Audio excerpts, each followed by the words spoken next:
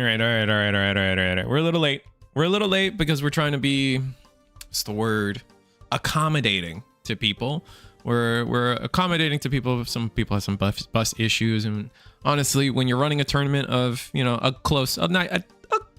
fun group of 9, we'll say, it's very easy for you to just say, hey, 8 other people, can we wait on this one person? And everyone was like, yeah, duh, we want as many people as possible. So with that said, we're getting started. It's just me tonight. No Kane, unfortunately, but Kane will be in the background helping me out in some judge manners or some like assistance. He's a great guy, so he's gonna keep his pulse and help and in whatever way he can for me. So I will infinitely appreciate that. But how is everybody doing today? For me, I've had a pretty good day so far, and with that said, I realized that I'm probably going to linger too much if I don't just immediately get you guys a game on board. Our players still have 2 minutes to start the round, so we're not rushing, but we are. I'm going to get something on the screen for you. Let me see.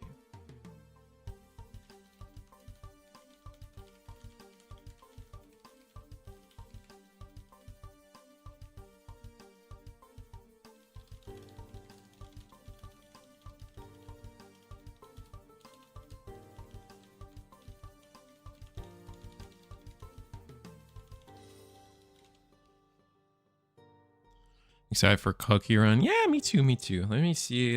Sorry, I'm doing like, this tournament is always is sneakily difficult for me because it's just me.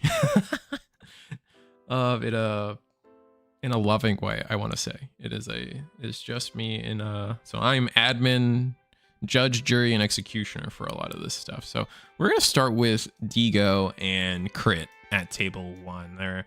Digo being our week 1 winner, and Crit actually did really well last week, but I think they didn't break into the top 3, which was what was prizing last week. So yeah, I'm definitely interested to see how this goes. Oh, and I already have, oh my god, that's so gas. Okay, screen's already set up. Let me set up the time. We got 48 seconds on it, so I'm gonna do 30 minutes and 40 seconds. The timer doesn't start until it hits 30, but yeah. Oh, I have it hidden because of what we do in other tournaments. Yeah. Okay, there you guys go. There's the timer. Players are getting set up. And how's everybody? How's everybody's Rift Bound? I know everybody's Rift Bounding.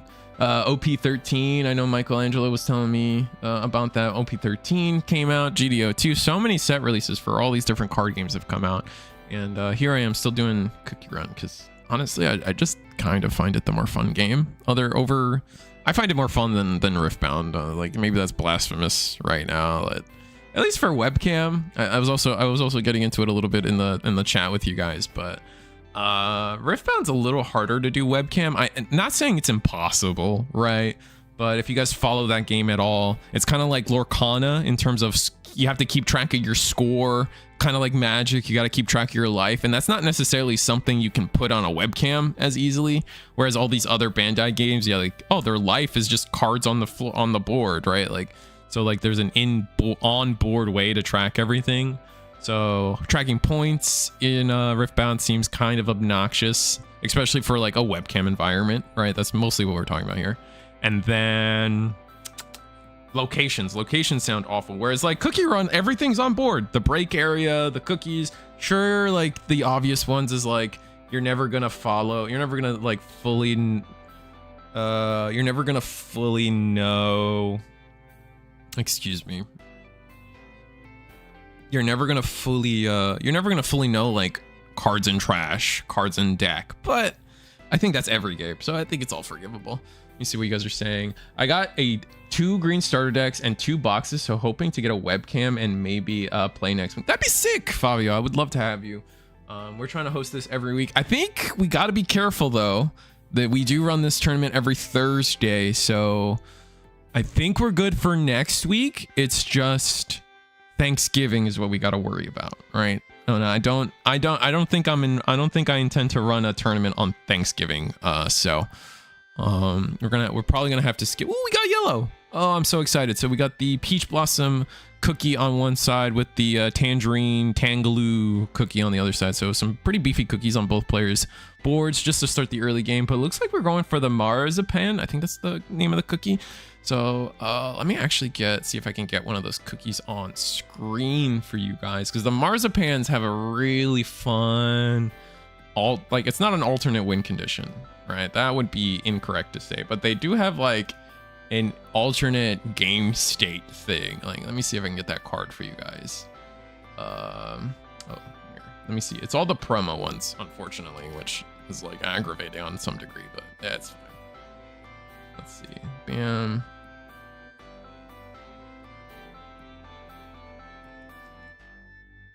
Bam. Bam. Yeah. Look at that. All right. So so the one we have in the support area is the one from the set, but there is a collection of promo marzipans, marzipan cookie 2, 3, and 4. And they all have the skill that if you have 2 different kinds of marzipan cookies cards in your battle area and 4 different kinds of marzipan cards in your support area, this card gains 2 times attack damage, which that's kind of nutty if you can get it off, right? These things doing 6 for 3 is devastating, to say the least. They are kind of weak, only 3 HP for level 3, so you could potentially lose pretty fast, but that's okay. We do actually clear the peach blossom cookie pretty quickly, and then we go into a cotton cookie. Let's see, it's going to be our turn. It's going to be our turn for our first chance to go support, for our second support. So we'll see where that goes. Kaisa deck nearly completed, missing 2 cards, and got a cheap OP 13 buy. Nice, man. What do I need from 13? I forget. I think I don't care about any leader in 13. So all I care about is getting my playset of Otamas, the blue Otama, and then the green Law. I think it's a rare, the one that on play bounce a guy, play a 5 cost or something. Yeah, that Law, I definitely want a play set of that, like, just so I can maybe tinker with some of my Sanji decks with Kaya, and then, or no, sorry, Otama in Sanji, and then I want to use the Law for Yamato. That's what green yellow Law Yamato. Buying CookieRun singles is a little hard. eBay seems to be the only way. Yeah, if you join the Discords do a really good job of letting everybody know what the good, like, because there's eBay, but then there's a lot of there's a lot of local shops that post their singles online. Like by me, there's like Gamersaurus, there is Haven Games, Millennium Games, which is based in New York, also has singles posted. There's a couple other ones. So if you join the like official CookieRun Discords, like you can get people are more than willing to get you a list of everything you need. Pro Play Games, I think I said that. Yeah. Did I not say Pro Play? I should have said Pro Play. That's on me. Yeah, Pro Play Games has a bunch of singles up, and honestly, you might have to shop around to get like the best prices, but everybody's so close to each other anyway that like it's probably not even more, like you're probably just easier saving on the shipping and above all else. Yeah.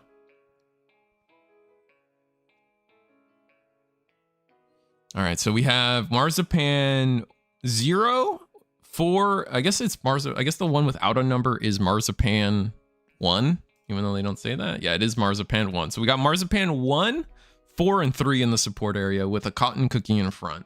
So we're looking for 2, and then we need another copy of either 2, 3, or 4 to actually be an attacker on board in front of us. So we'll see where we go. We're actually going to attack with the cotton cookie.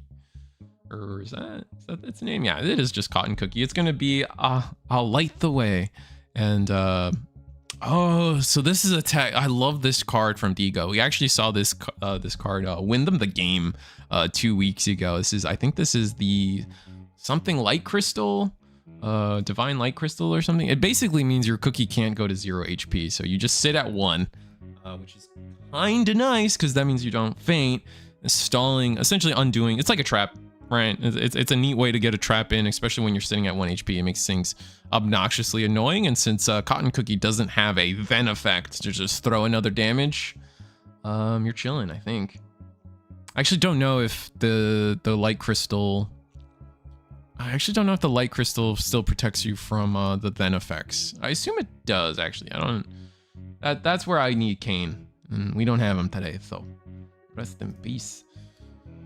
Oh, but we're gonna go with Sugar Swan to get rid of the Cotton? Oh, we don't have enough for... I'm sorry, I'm thinking Wind Archer. Sugar Swan comes in. We're gonna actually play that. It seems a little aggressive to do that, but we do get to do our on play, get our Tangerine Tangelo into the back. So that's gonna be our support ramp. So ramping up, going up 2 support this turn is gonna be nice. This is obviously Green's thing. But I think we need 7 to get Sugar Swan's full effect. Let me see. Let me get Sugar Swan on the screen for you guys. I was supposed to get the Divine Light Crystal, but that's just how it be. Bam. Bam. Nah, PPG shop nowhere else. Of course, of course. All right, we got Sugar Swan on the screen. Yeah, you need 7 cards in your support area to get the full power out of Sugar Swan, but I mean, that is Green's thing, so we'll probably get there fast. It is Yellow's turn now. We still got our Cotton Cookie. Honestly, if I'm Yellow, I'm chilling.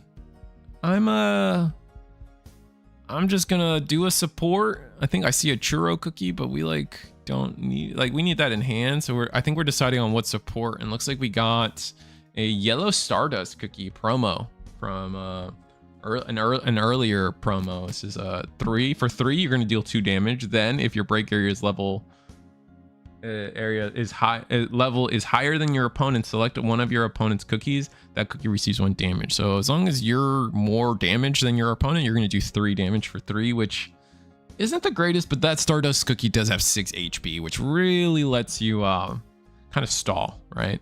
That's a lot of HP to have.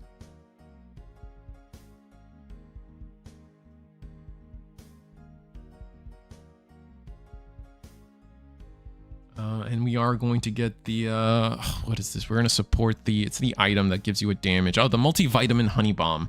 If your break area is 6, I mean, it's in the support, so it's not going to matter. But if your break area is level 6 or higher, all your cookies in the battle area get +1 damage, which is tide turning sometimes. Like, it makes me want to use that cookie so bad. But we are going to go ahead and play the Stardust Cookie, which is a little risky. What I was going to say for this turn is, like, we can just wait, right? Like, there is no reason why we couldn't just wait, sit on the Cotton, do 2 more damage to the Sugar Swan, and kind of move on. But I guess we really want to do, we're looking to do the full 3 damage, which in this day and age feels a little inefficient. 3 for 3 for a level 3. Wow, that was a lot of non-explaining.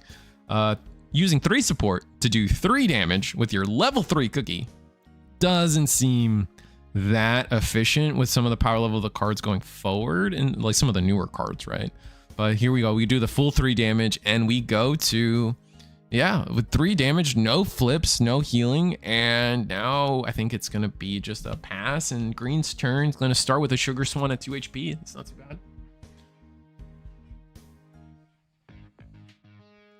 bad. Flimsy Screwdriver is definitely a card I think about in yellow. I don't know if, I don't follow all the other colors super well, but yellow is definitely my go in terms of making sure I know most of the cards. All I need from OP13, Gorosei, it's $30. I can't get it together. Everyone acting like I ask for their mom's number when I ask for the cards. Oh, that's rough.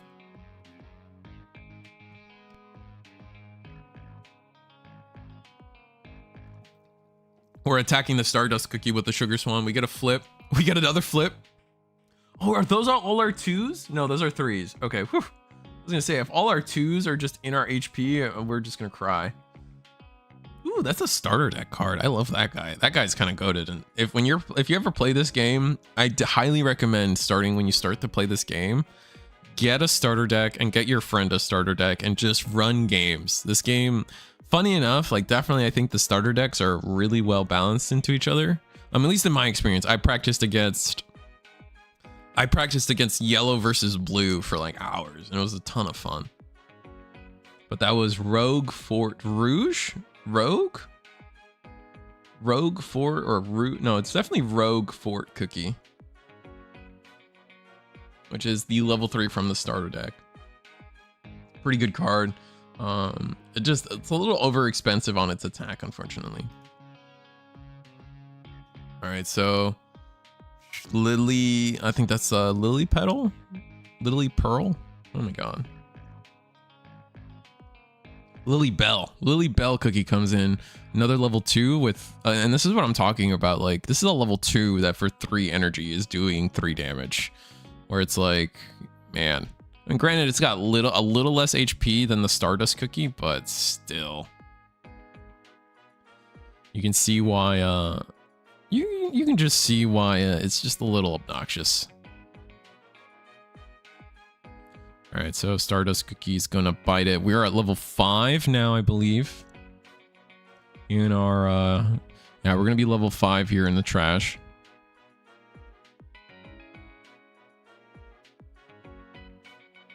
Or in our break area, excuse me.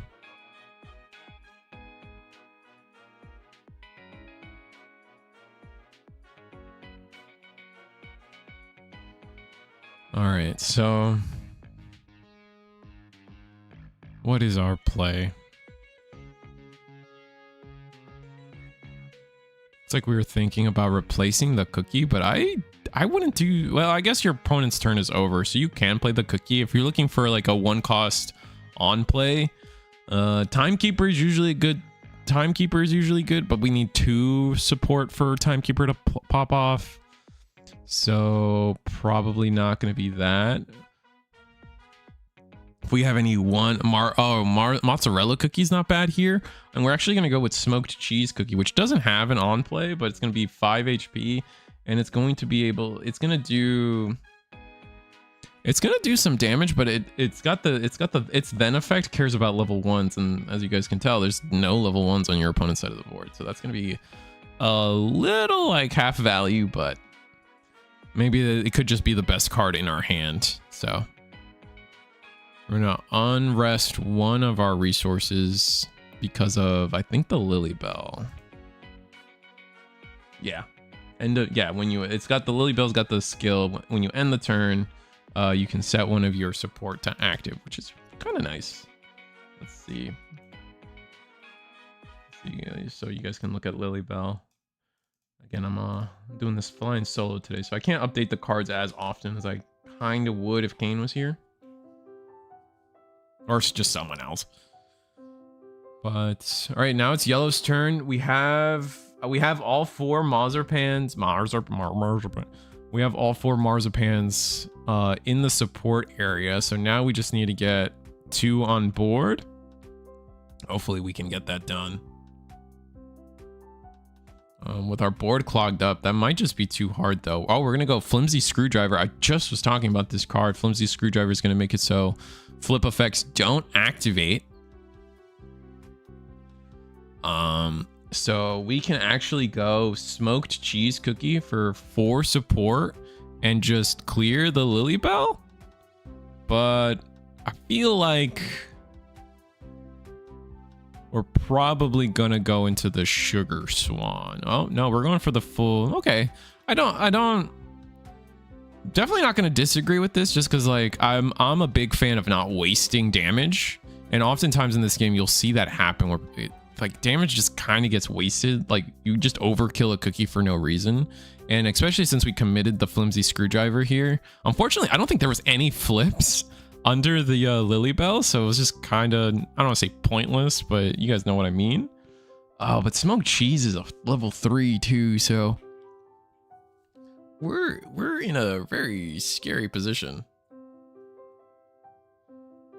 because like you kind of want, I feel like you kind of want your Marzipans online by now, so you can potentially just wipe your opponent's board back to back to back with Marzipans, but we'll see.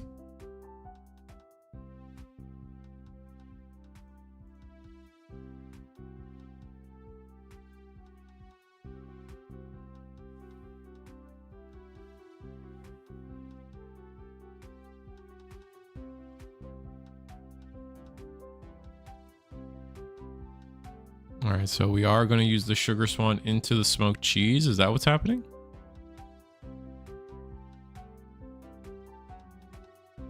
Sorry, I looked away to do some admin stuff, and marzipan. All right, sugar swan did attack. Okay, that was number 1. Smoked cheese now has 1 HP left, so that's a little scary. If you're Digo, I think you're probably setting up for a strong wind archer play at some point, because you like, I mean, you're against marzipans, so if you just, it's very easy for you to wind archer them away. And we're actually going to play the stage.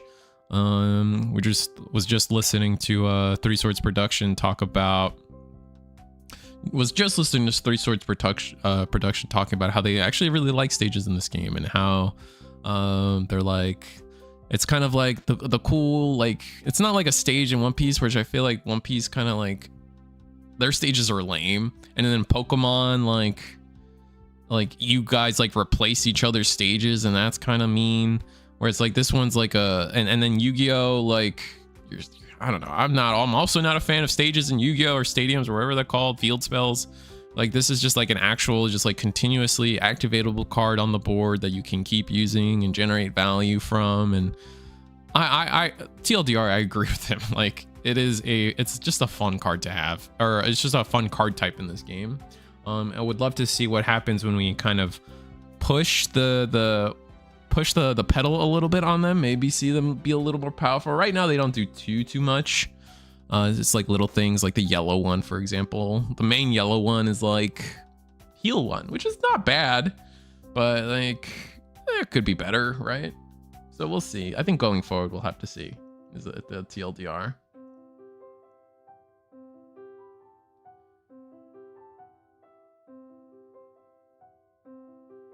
All right, so we are going to get another, we got a silver bell down on the green side. This is going to be when this cookie faints, place 1 card from your support area into the trash. If your support area contains 5 or more, deal 1 damage to all your opponent's cookies. So with the board state the way it is, yeah, that's a little rough. Like, we could potentially just lose our whole board, but I mean, and our marzipans still aren't online because of the cotton cookie.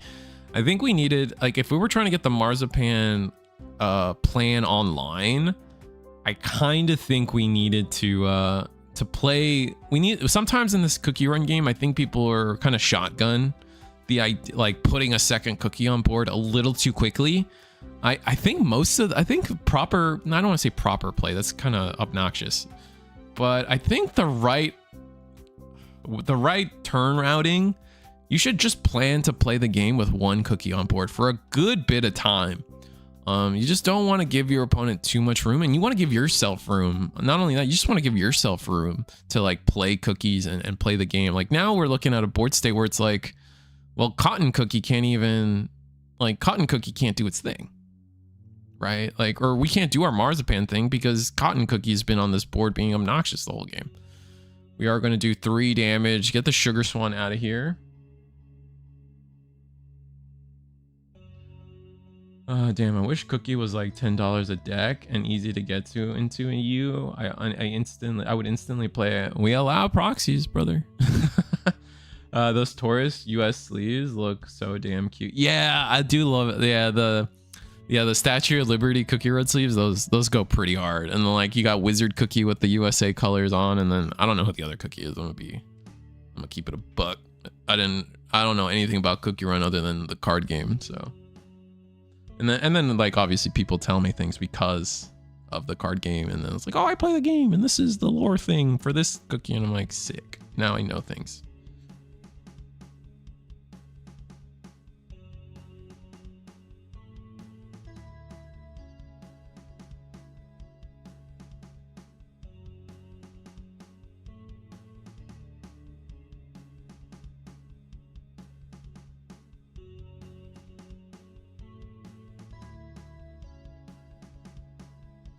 All right, so just a little bit of admin stuff on the side that I gotta get done.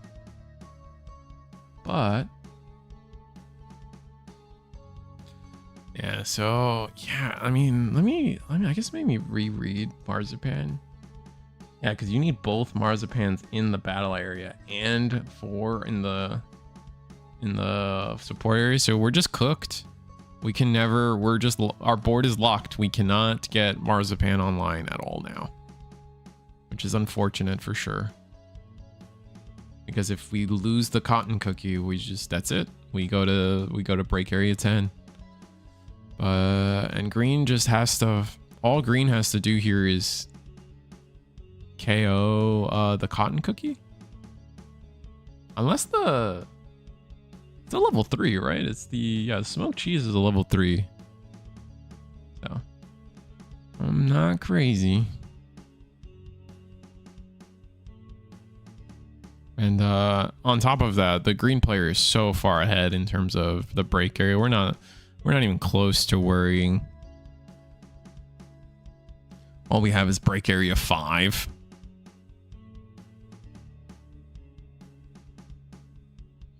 I'm gonna go ahead and draw for turn. No.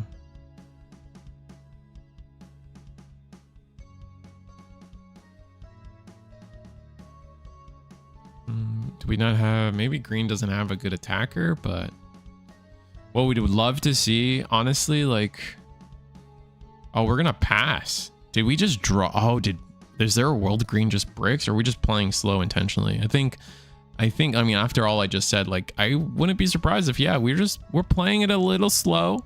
We'll see what we can do. We can just Marzipan Cookie, do 3 damage and see what happens.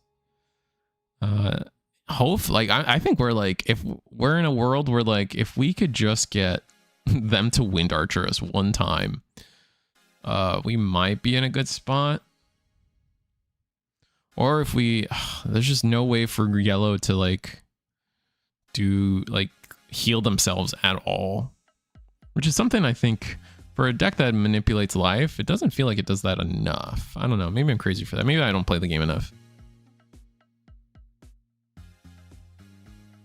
I guess to be fair, I didn't experience the whole Millennium Tree.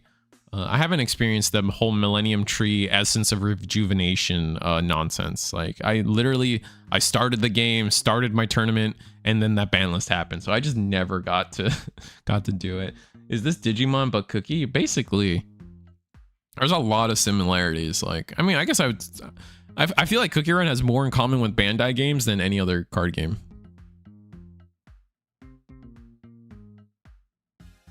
Let's see. What interesting cookie has been played that I can show you guys? I guess we haven't shown you the Silver Bell yet, so let's do that. Silver Bell being a 2 HP for 2 damage, not awful either.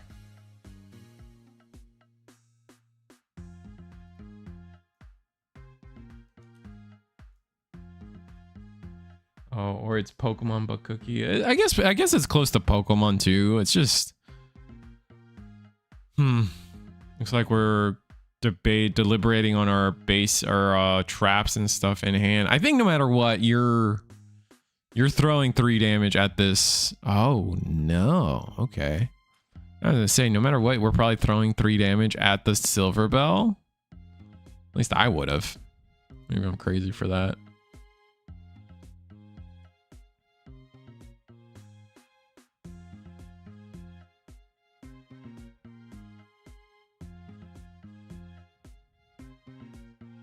All right, we're gonna get the Mercurial Knight cookie down.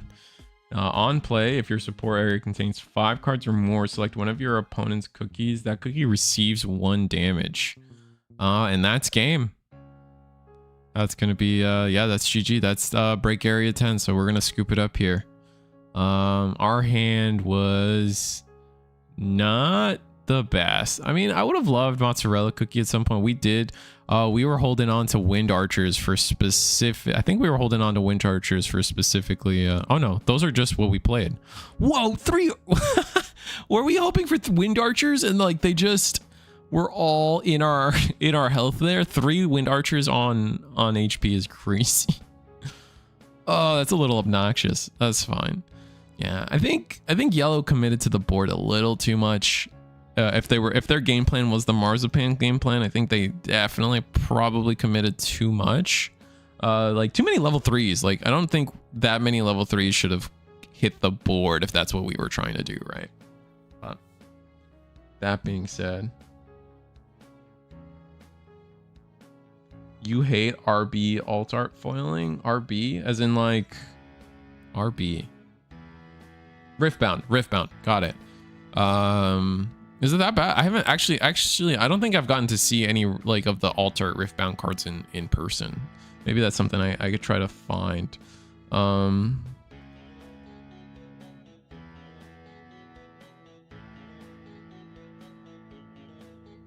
right, so let me find us another table. I know the timer is getting close, but one of our players was a little late, so we're actually gonna let them play out their game. Just because we're good people here. I guess good people. I don't know if that's the way I want to say it, but we're accommodating people here, which I'm never against. See if I got. Oh, are they scooping it up? I think they're scooping it up. This. Oh no. They're still these guys are still going at it. Okay.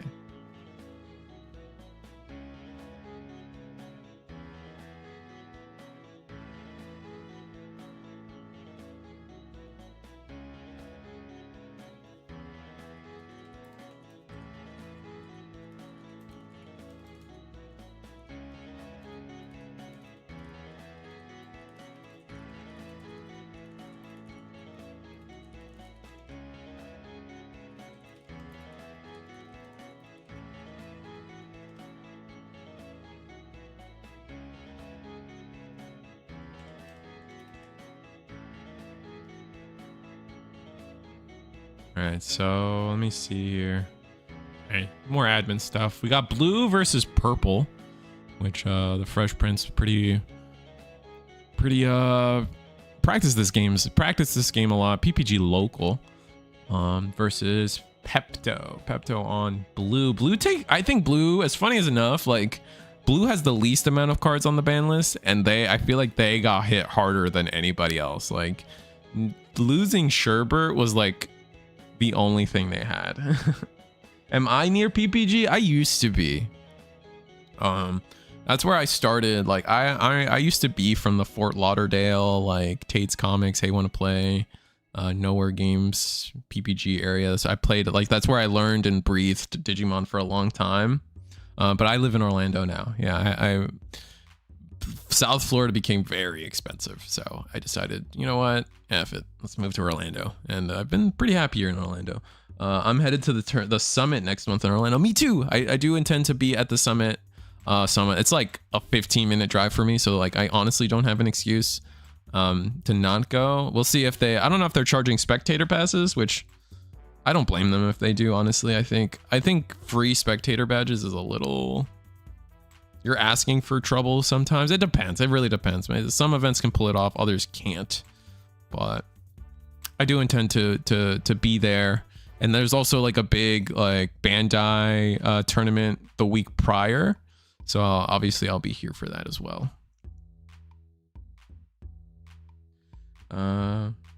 Hey, that's sick. I'm near TUCM and Sky High, about an hour north from South Florida area. Yeah, no, I'm not born and raised, but I grew up in West Palm, moved to Fort Lauderdale and stuff like that. So I'm pretty comfy in South Florida.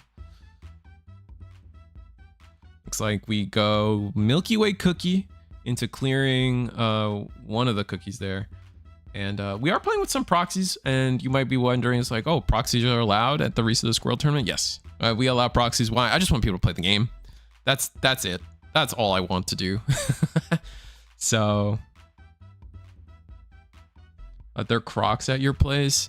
That'd be well. I mean, crocodiles aren't native to Florida. It's alligators, but I mean, are you talking about the shoes? There's plenty of those. There's a lot of those, honestly.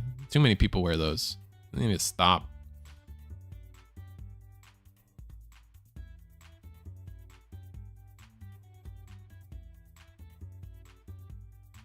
Oh, we got one of the I actually got the red, like everyone, I love how everyone calls them the Power Rangers, but we have one of the red Power Rangers here on the blue side. Actually generically gonna tap 3 to do some damage. And looks like purple's just kind of fighting for their life. Both players really coming to the end here. Purple at, I believe it's break area. What level is Carmel? Is the Carmel level 2? I guess Carmel is level 2, right? Let me see. Let me double check.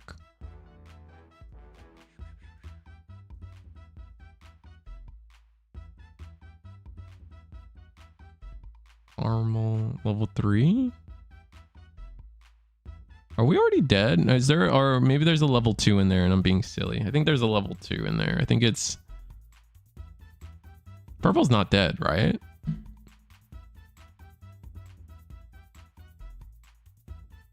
I think the top cookie might be a level 2. It's hard for me to see. Oh, Milky Way. Yeah. The top card is Milky Way. Milky Way is a 2 card. Okay. So I think we're at break area 9 right now. So Milky Way cookie. What's up, Stanley? Oh, you're talking about lemon zesty cookie, bro. Stressy, depressy, lemon zesty. Yeah, lemon zest cookie is like one of my favorites. All right, so we're gonna Milky Way cookie our other Milky Way cookie, which is infinitely amusing. And purple's got 1 card in hand. Oh my god, this might be it.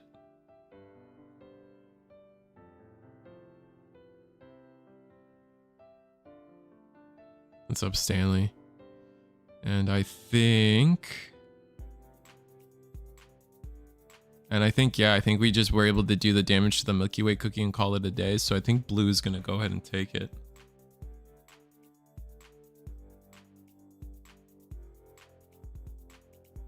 And with that, we just gonna watch our late game here. And by late, just one of our players was a little late. Life got in the way, so no shame in that. Happens. Because of that, we're actually going to still be in round 1, but we're going to at least get to watch a purple versus yellow. And this might be a more traditional yellow for Mr. Duck versus Baka. And we're gonna KO the sugar glass.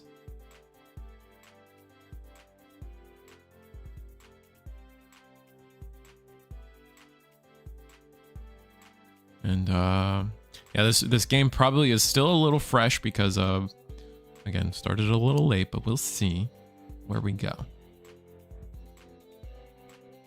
We are playing with some sense of time rules, but since this first round is a little borked, I think we're just letting people go to time, play past time.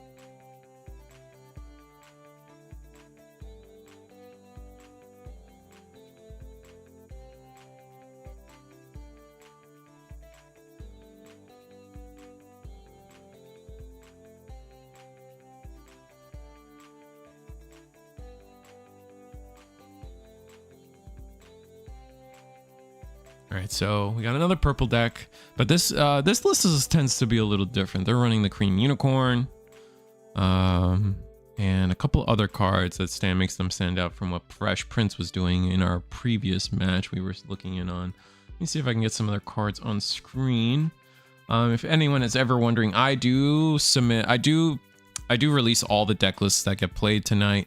In a video in a spreadsheet at the end of the night, and a video uploaded tomorrow every week. So anyone's curious, definitely be available to you guys. Let me see if I can get Mr. Yellow here though. I think this is Mr. Duck's yellow list.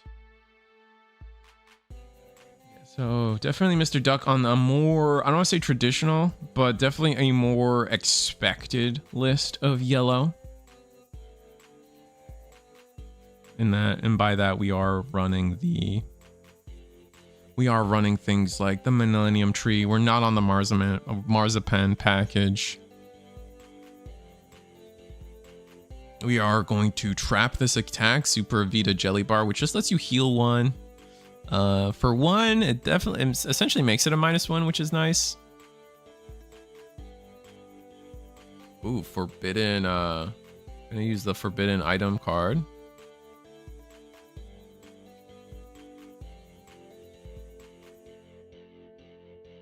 Is CookieRun best of 1 or 3? CookieRuns are best of 1, unfortunately. As much as I would want it to be best of 3 or best of 3, yeah, best of 3. It is just the best of 1. I think most card games are just doing best of 1 nowadays, which is not competitively fun personally, but I also come from Magic, so it is what it is. Look forward for you and Panda for the Digimon tournament, I believe, at Sully's abode. Yeah, we'll be doing that this Sunday. I'll be streaming it for them on all their given channels. I think it's going to be on Hyper Coliseum's YouTube channel along with Sully's Twitch channel. So why don't you play best of 3? Well, I want to run this tournament as close to the official rules as possible, and if the official rules of CookieRun are a best of 1, then I will. That's what I want. I just want the tournament to be maybe one day when we get into like, I think technically the official rules, I think after a certain amount of players you do a top cut, and I think top cut is best of 3, but ain't nobody got time for that right now to figure that out. I'm be honest. So maybe with a little bit, like, because it's just me here doing this, so maybe with a little bit more help I could probably figure some of that stuff out. But for now, it's we're gonna play the Cyborg Cookie. So Cyborg Cookie actually does 1 damage, and then it does +1 for every, was it level 2 or higher in the trash, which we have the Stardust, which is a level 2, and then I think, who is that? I think that's Carrot Cookie, which is also a level 2, so it's +2 damage. Yeah, so that cookie just like instantly gets bit.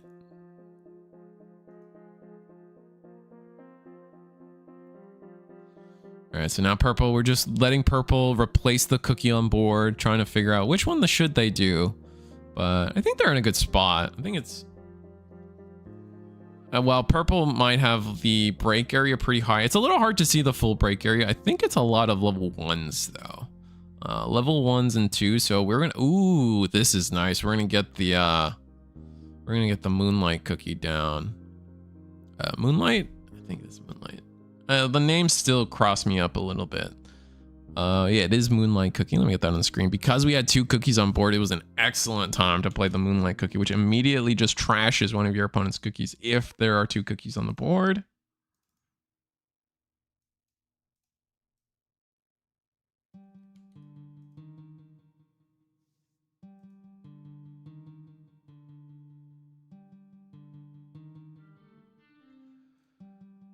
And then... all right, and now, I mean, we can just do 3 damage to Mozzarella Cookie, right? And that's going to put us at 7 damage, which kind of makes it awkward for yellow to really play something crazy. But like, how much support? How much support does purple have? Yellow have? Oh, purple's used up all their support, so we might not, like, we're not in a spot to actually play things like Millennium Tree. We can't really play Stormbringer with their on plays. Not that Stormbringer's on play actually would do something, right? Is that a flip? No, that was Bell Pepper Cookie. Okay.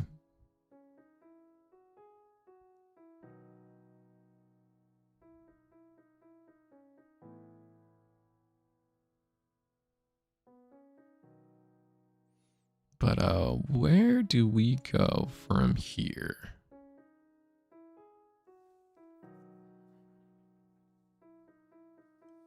This is going to be interesting.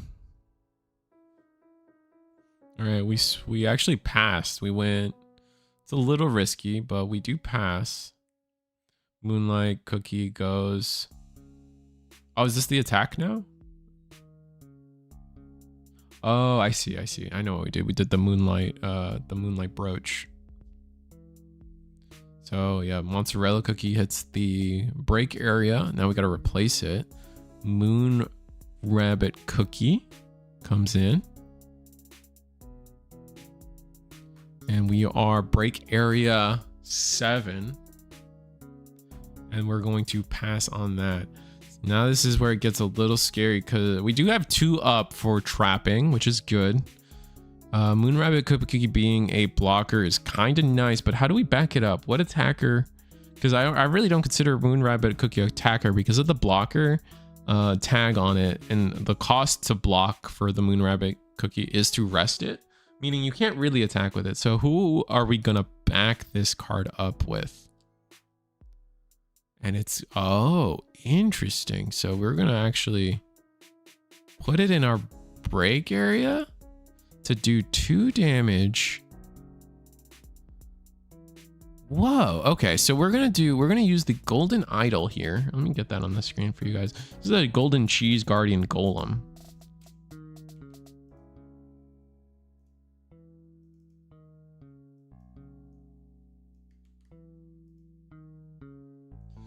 Basically, it breaks your cookie, puts it in the break area. Now we're technically at 9.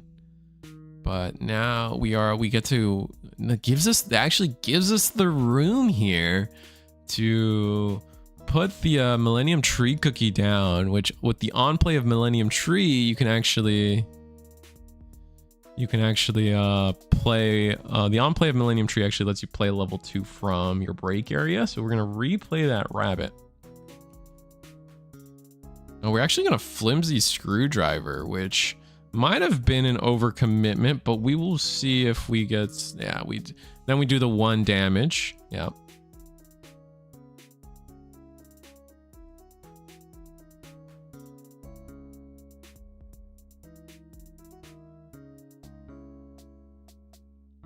And with that, I think it is going to now be Purple's turn with only 1 support available from Yellow to potentially trap our opponent. So with the blocker up, this is not awful. It's a really interesting way to go about this, actually. It was pretty cool. Oh, I never got the Millennial Tree cookie on screen for you guys.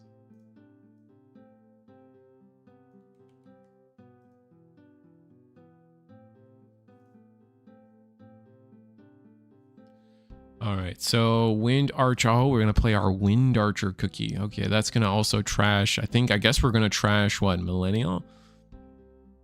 Or is it better to trash the rabbit and go for Millennial? Oh, we're just gonna attack. Okay, and we do block. Ooh, we get a HP flip. I think you do it. Oh, no. Oh, we got a draw flip.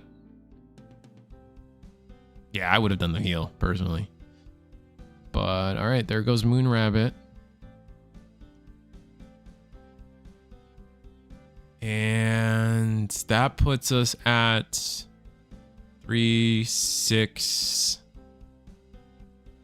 Why can't I do math? Holy. 8. So we're at 8. Millennial Tree Cookie is enough to die. But if Purple has a trap, we might win. This is gonna be interesting.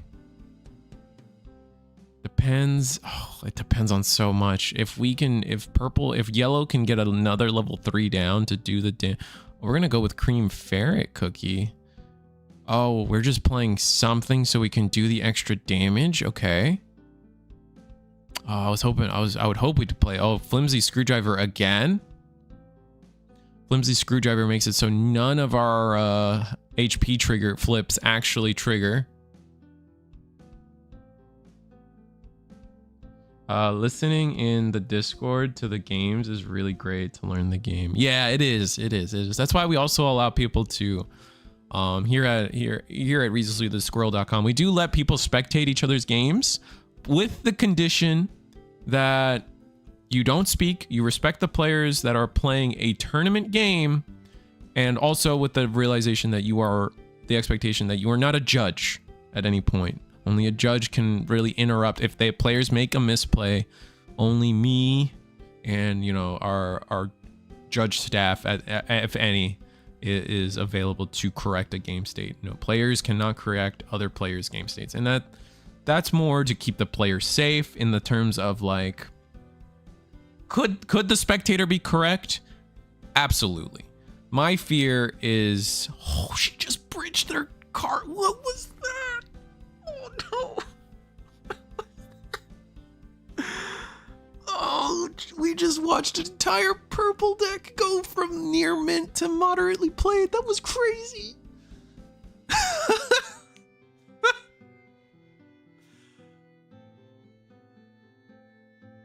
I think she's dead. I think they lose. I think purple wins because of the refresh. I forget. Oh my god. All right. Looks like our players are done here. Oh my god. I think purple law. No, actually purple wins, funny enough. All right. I'm going to trust the players on that one. We're going to go ahead and go to round 2. Let me see. Let me get my stuff. That was crazy. I can't get over that right now. God.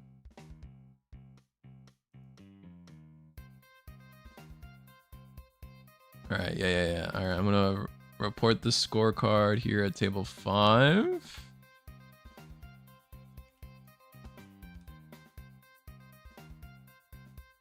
And then I'm gonna finalize round, and we're gonna go to game round 2. Yeah. Sorry, guys. I'm gonna set up the timer. Players don't start until 9:15. We're back on schedule now, so we are gonna respect time rules. It's gonna be 20, so 50. Yeah.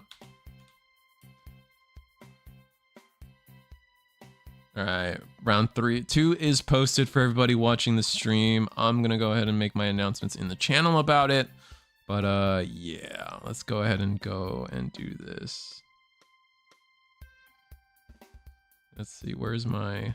I might have to make it so people can't talk in my announcements channel. That's just...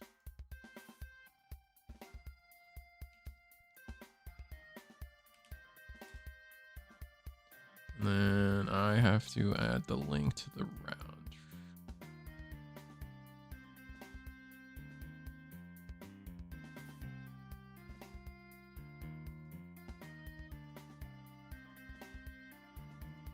I'll post round 2 here for everybody. Yeah, no, that game was actually pretty close. That was a cool game to watch for sure. Just let me finish up some of my admin work and...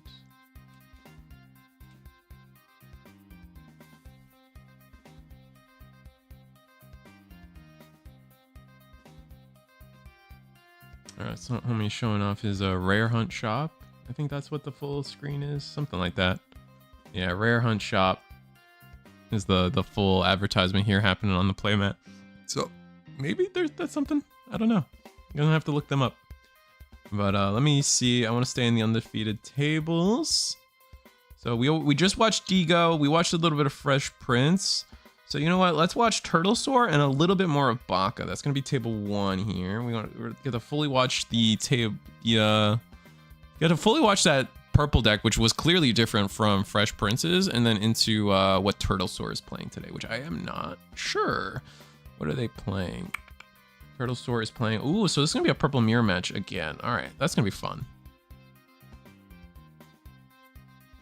Let's see. Let me get the things on screen for you guys. Sorry, I just realized.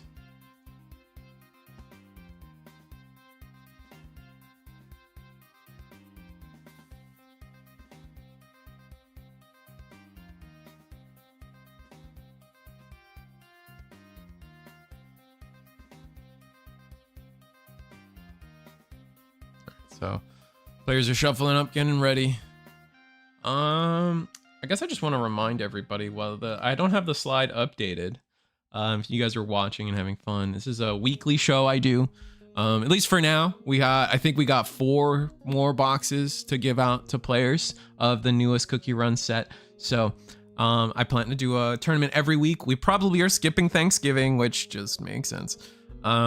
But we're trying to do just a win a box, and this is really just me trying to get people, not try to get people to play the game. That's like not the wording I want, but this is just a weekly tournament I want to do for people. Like people just want to play the game.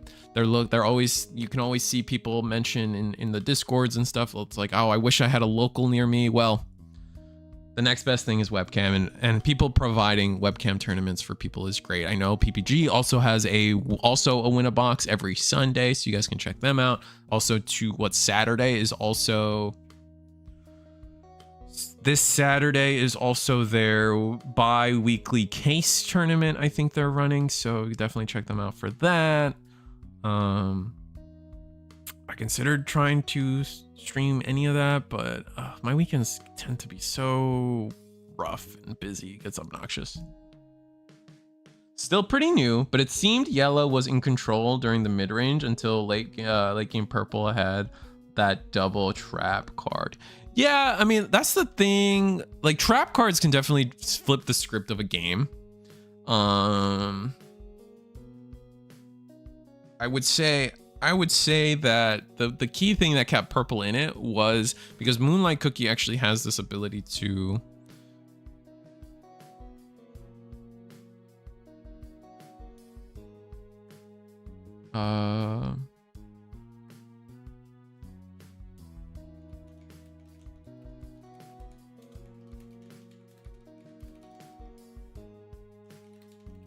we have an empty table at table 3, so I'm doing some background work. Sorry.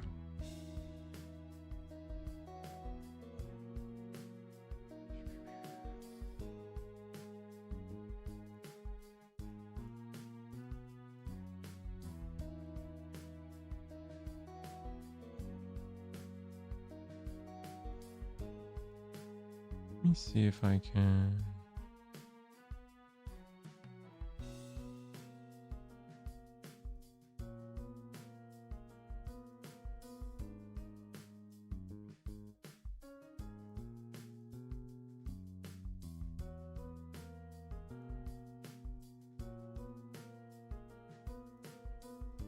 Yeah, we had one player sign up, but never like communicated.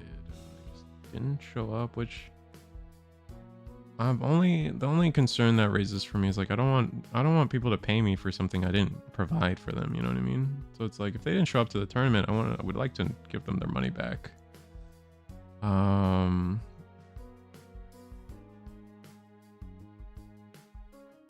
But interesting. Did email them.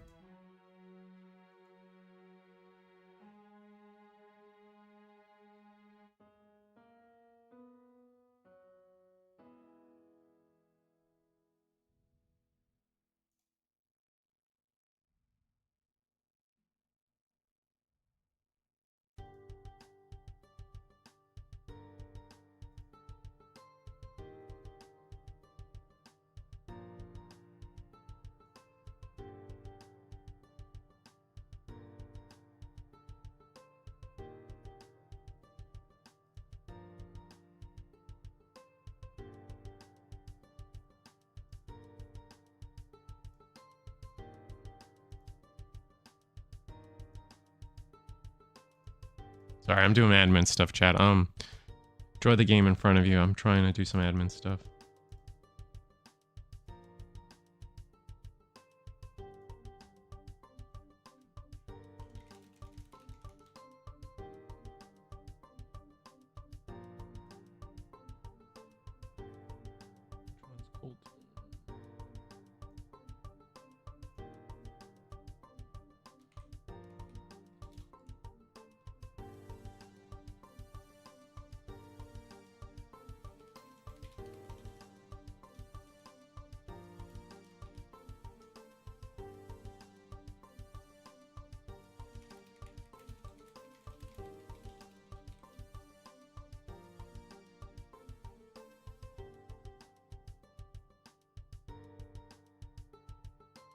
Here,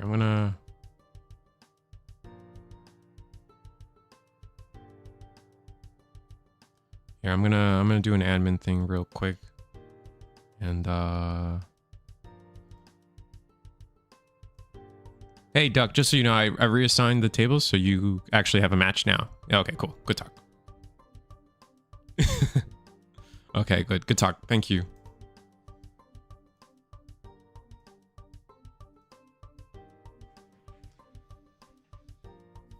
All right, so admin, Work on the side done. Back to the purple versus purple match. Let me change the card on the screen so it's at least a purple card. We got the Sugar Glass Fairy, which is probably one of my favorite cards in purple for whatever. I don't know why, but something about it is cool. So that's why I think it's probably one of my favorite early game purple cards. Excuse me.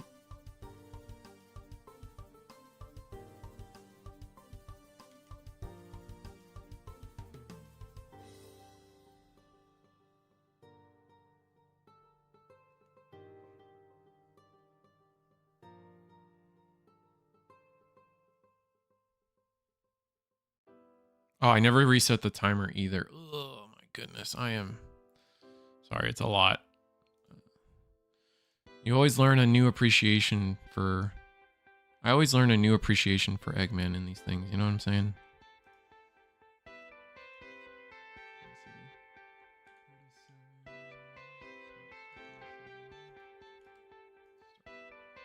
What did I get?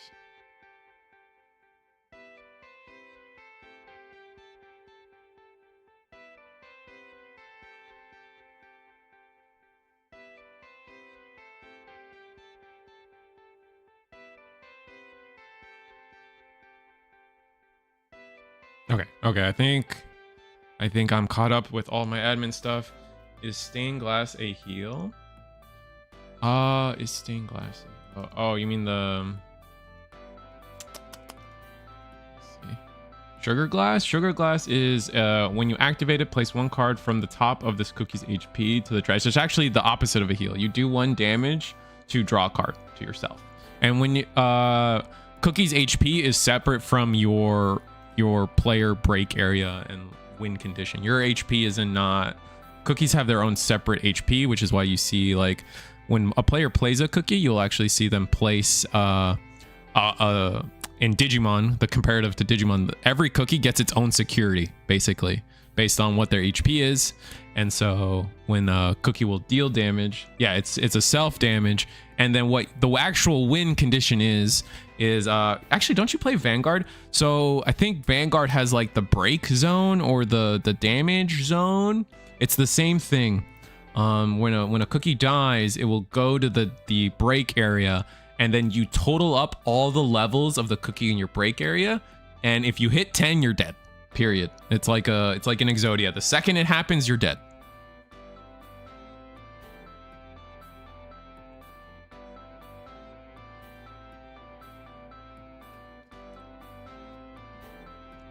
You say think you play Vanguard. I forget.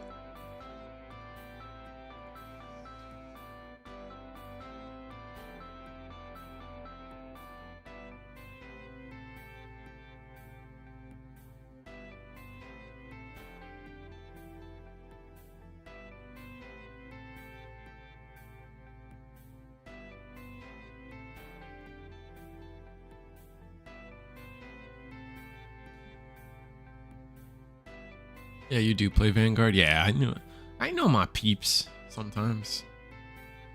All right, so we're gonna get the ooh, we got the, is that the alt art moonlight cookie? Oh god, that is a pretty alt art. Let me see if I can get that one on screen for you guys.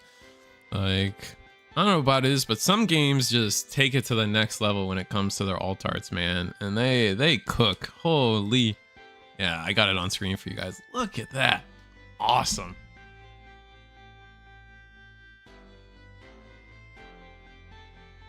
Yeah, you also lose by having no cookies in play. So basically, when you KO a cookie, you have the option, the defending player who just lost the cookie has the option to play a new cookie. Because if you have no cookies on board, you lose. But you can replace them from your hand. So it's like Pokemon, but your bench is your hand. I think that's the best way someone's explained it.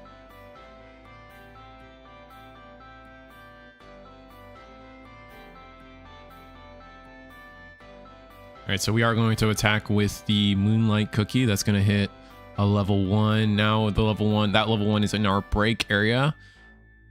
I think that cookie has a KO effect, so, or an on break feint effect, if you will. What cookie is that? That is Starfruit Cookie. No, it actually doesn't. So we're going to play the Cream Unicorn Cookie in to replace here. Get it on screen for you guys.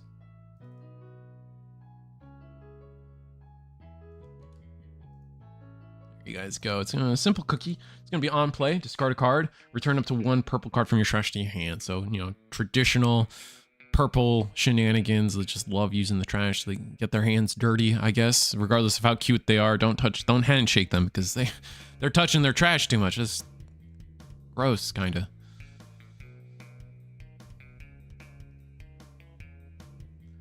Does that happen often, or is it a break? Or it's usually break area. It has happened on stream already. Like not today, but over the 3 weeks we've had it happen on stream once, where a player couldn't replace a cookie on board. It's usually easy enough to play around. I would say kind of like it happens in Pokemon. It happens in this game. Doesn't typically happen in either, but it happens. Oh, and we're actually playing Mushroom Cookie, which for me, I'm not a fan of Mushroom Cookie. I don't, maybe Poison Mushroom. So it's an interesting card, but like, I'm just not a fan personally. It's 3 support again, mana in this game. I wish they didn't call it support. I wish they called it like energy or something. So it's a little more, the term support just doesn't ring well in my heart. Oh wow. So we played the Poison Mushroom Cookie, and then in response we played the Moonlight Cookie, which I just had up, which Moonlight Cookie says if your opponent has 2 cookies on board, you actually get to trash one of them. So and we used that on the because our level 2 was removed off of the Poison Mushroom Cookie, we got the opportunity to play our Moonlight Cookie, which then allowed us to clear our opponent's Moonlight, which is absolutely kind of just like a devastating combo that we just watched happen, quite honestly. But now we're gonna get the Crunchy Chip Cookie, which this card is now at 1 because CookieRun already has a ban list. So let me get that card on screen for you guys. It's a ban and restricted list. This card is technically restricted.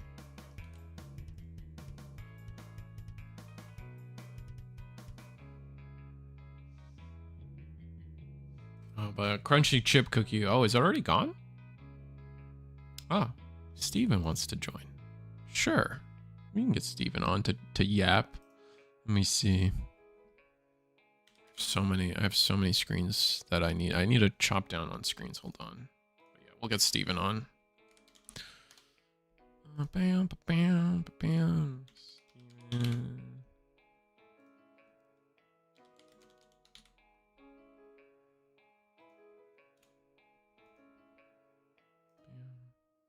Sorry, more at this point. It's just more. You guys know the drill. It's just going to be more admin stuff for the both of us. It's just how we roll around here.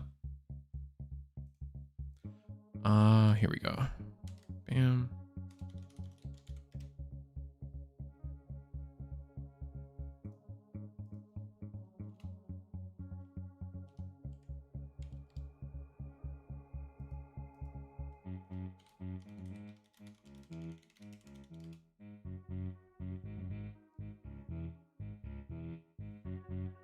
Oh, it's also round 2 for the record. God.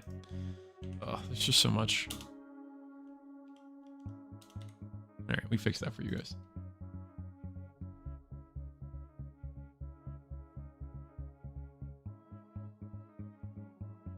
All right. Is that you, Steven? I should be able to hear you. Hello, can you hear me? Yeah, and chat should be able to hear you too. Yeah, everyone can hear you. So how's it going? How was your PBG CookieRun hangout session? So I just kind of soloed through a bunch of we did so much in like a little bit of space. We talked about where to find information about the card game if you want to like learn how to play, where to find deck builders, because there's so many good resources out there already. Yep. You know, we talked about where to find meta deck lists. We talked about finding tournaments. So that's really exciting. You know, I got to plug your tournament a couple times. Oh, thank you. And then we also talked. We kind of watched like round 1, and then I ended it there just because hey, why join me watch round 1 when you can go straight to the source, get it on tap? That's fair. I'm just working on some screens, but we got a purple. What's your favorite deck? We actually haven't gone. We're friends from One Piece, but we actually haven't gotten to talk to each other about this game right now. So what's your favorite deck going into Cookie Run? Green. Of Green, course. really? Yes. Oh, Heavy okay. green. No, I don't think it's the strongest deck. I actually think it's probably like one of the weakest, right? But it's so cool. I mean, it's like a game. It's like a deck that like fully rewards you for playing perfectly, I think. Okay. It's like, I don't know. It's really underpowered. What I notice is that if you mulligan incorrectly with green, it's like one of the worst decks you've ever touched. But if you mulligan correctly, I had a game once where my opponent was like 5 mana and I was at 10.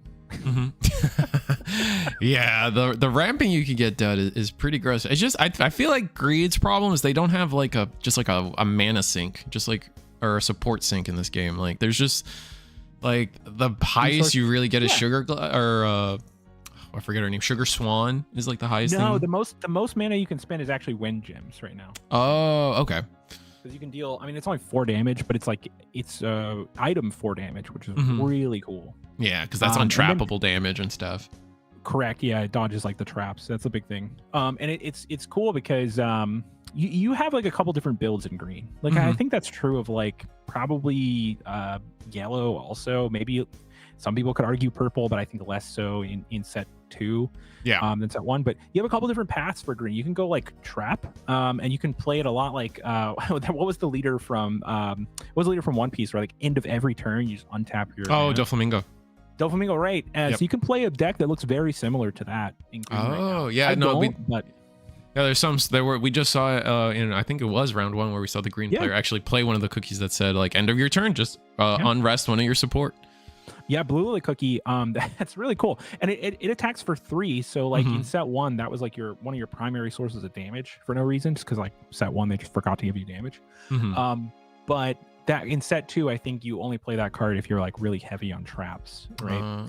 Is there a way for me to see the screen like? Are you not in the? Oh, sorry.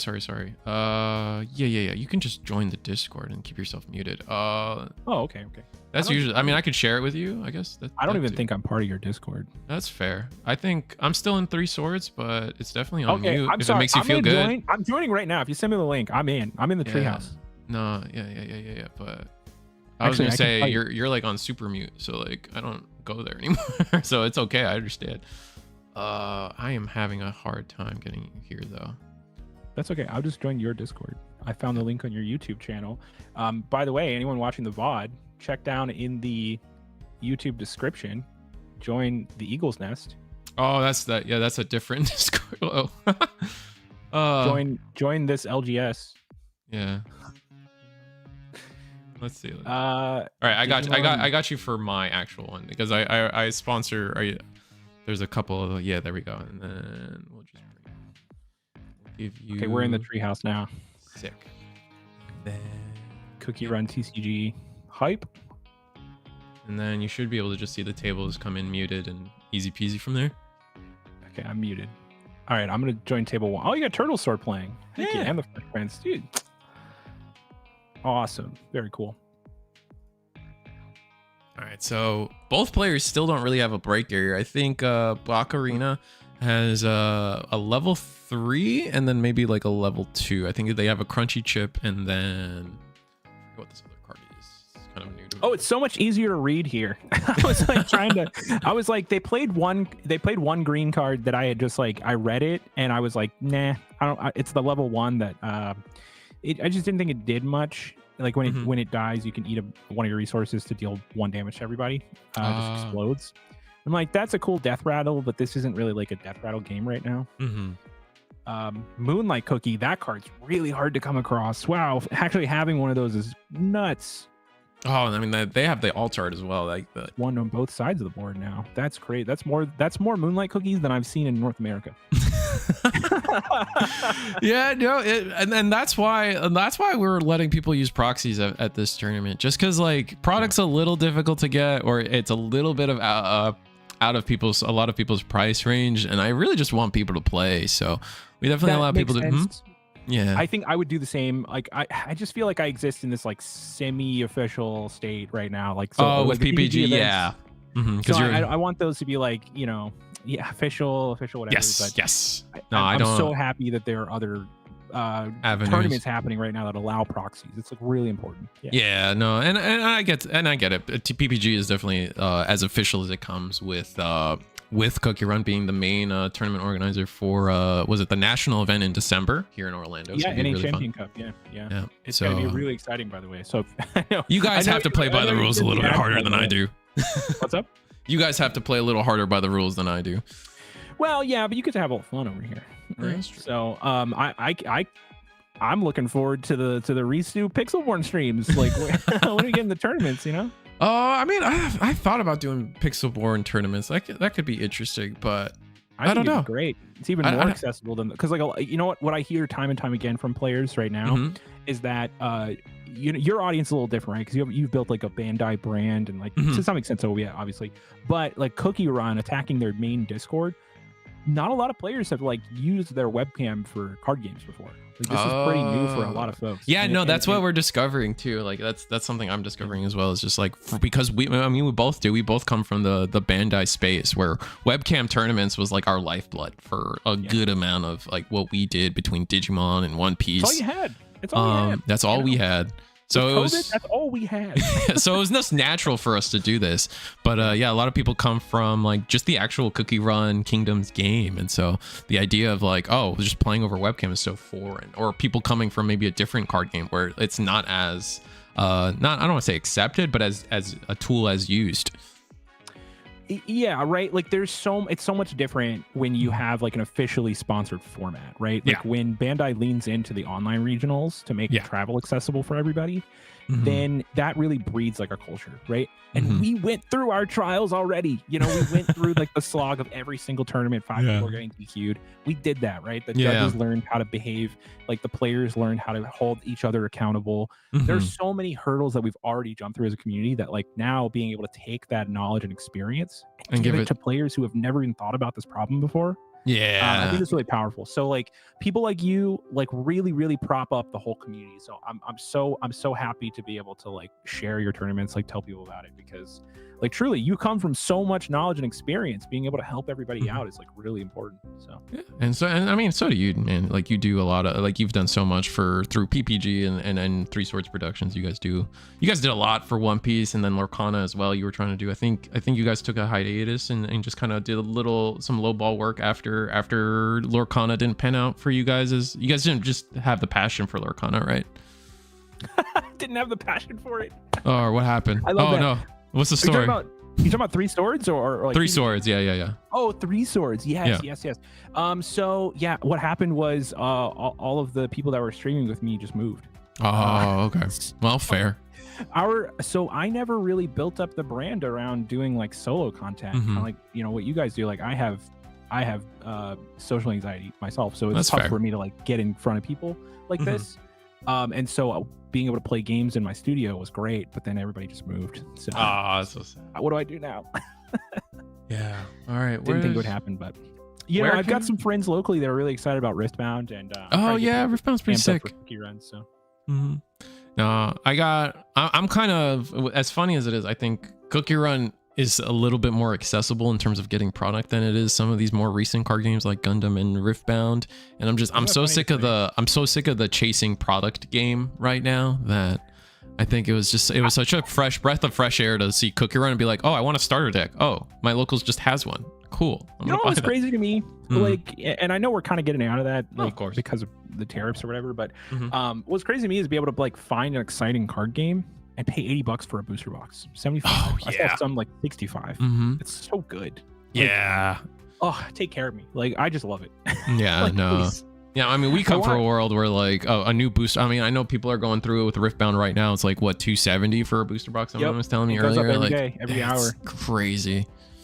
It's so hard, man, because you want to run like case tournaments, you want to support it, but like you got to think, people look at the price support and they go, okay, that makes sense, but I know you're getting this at the distributor rate.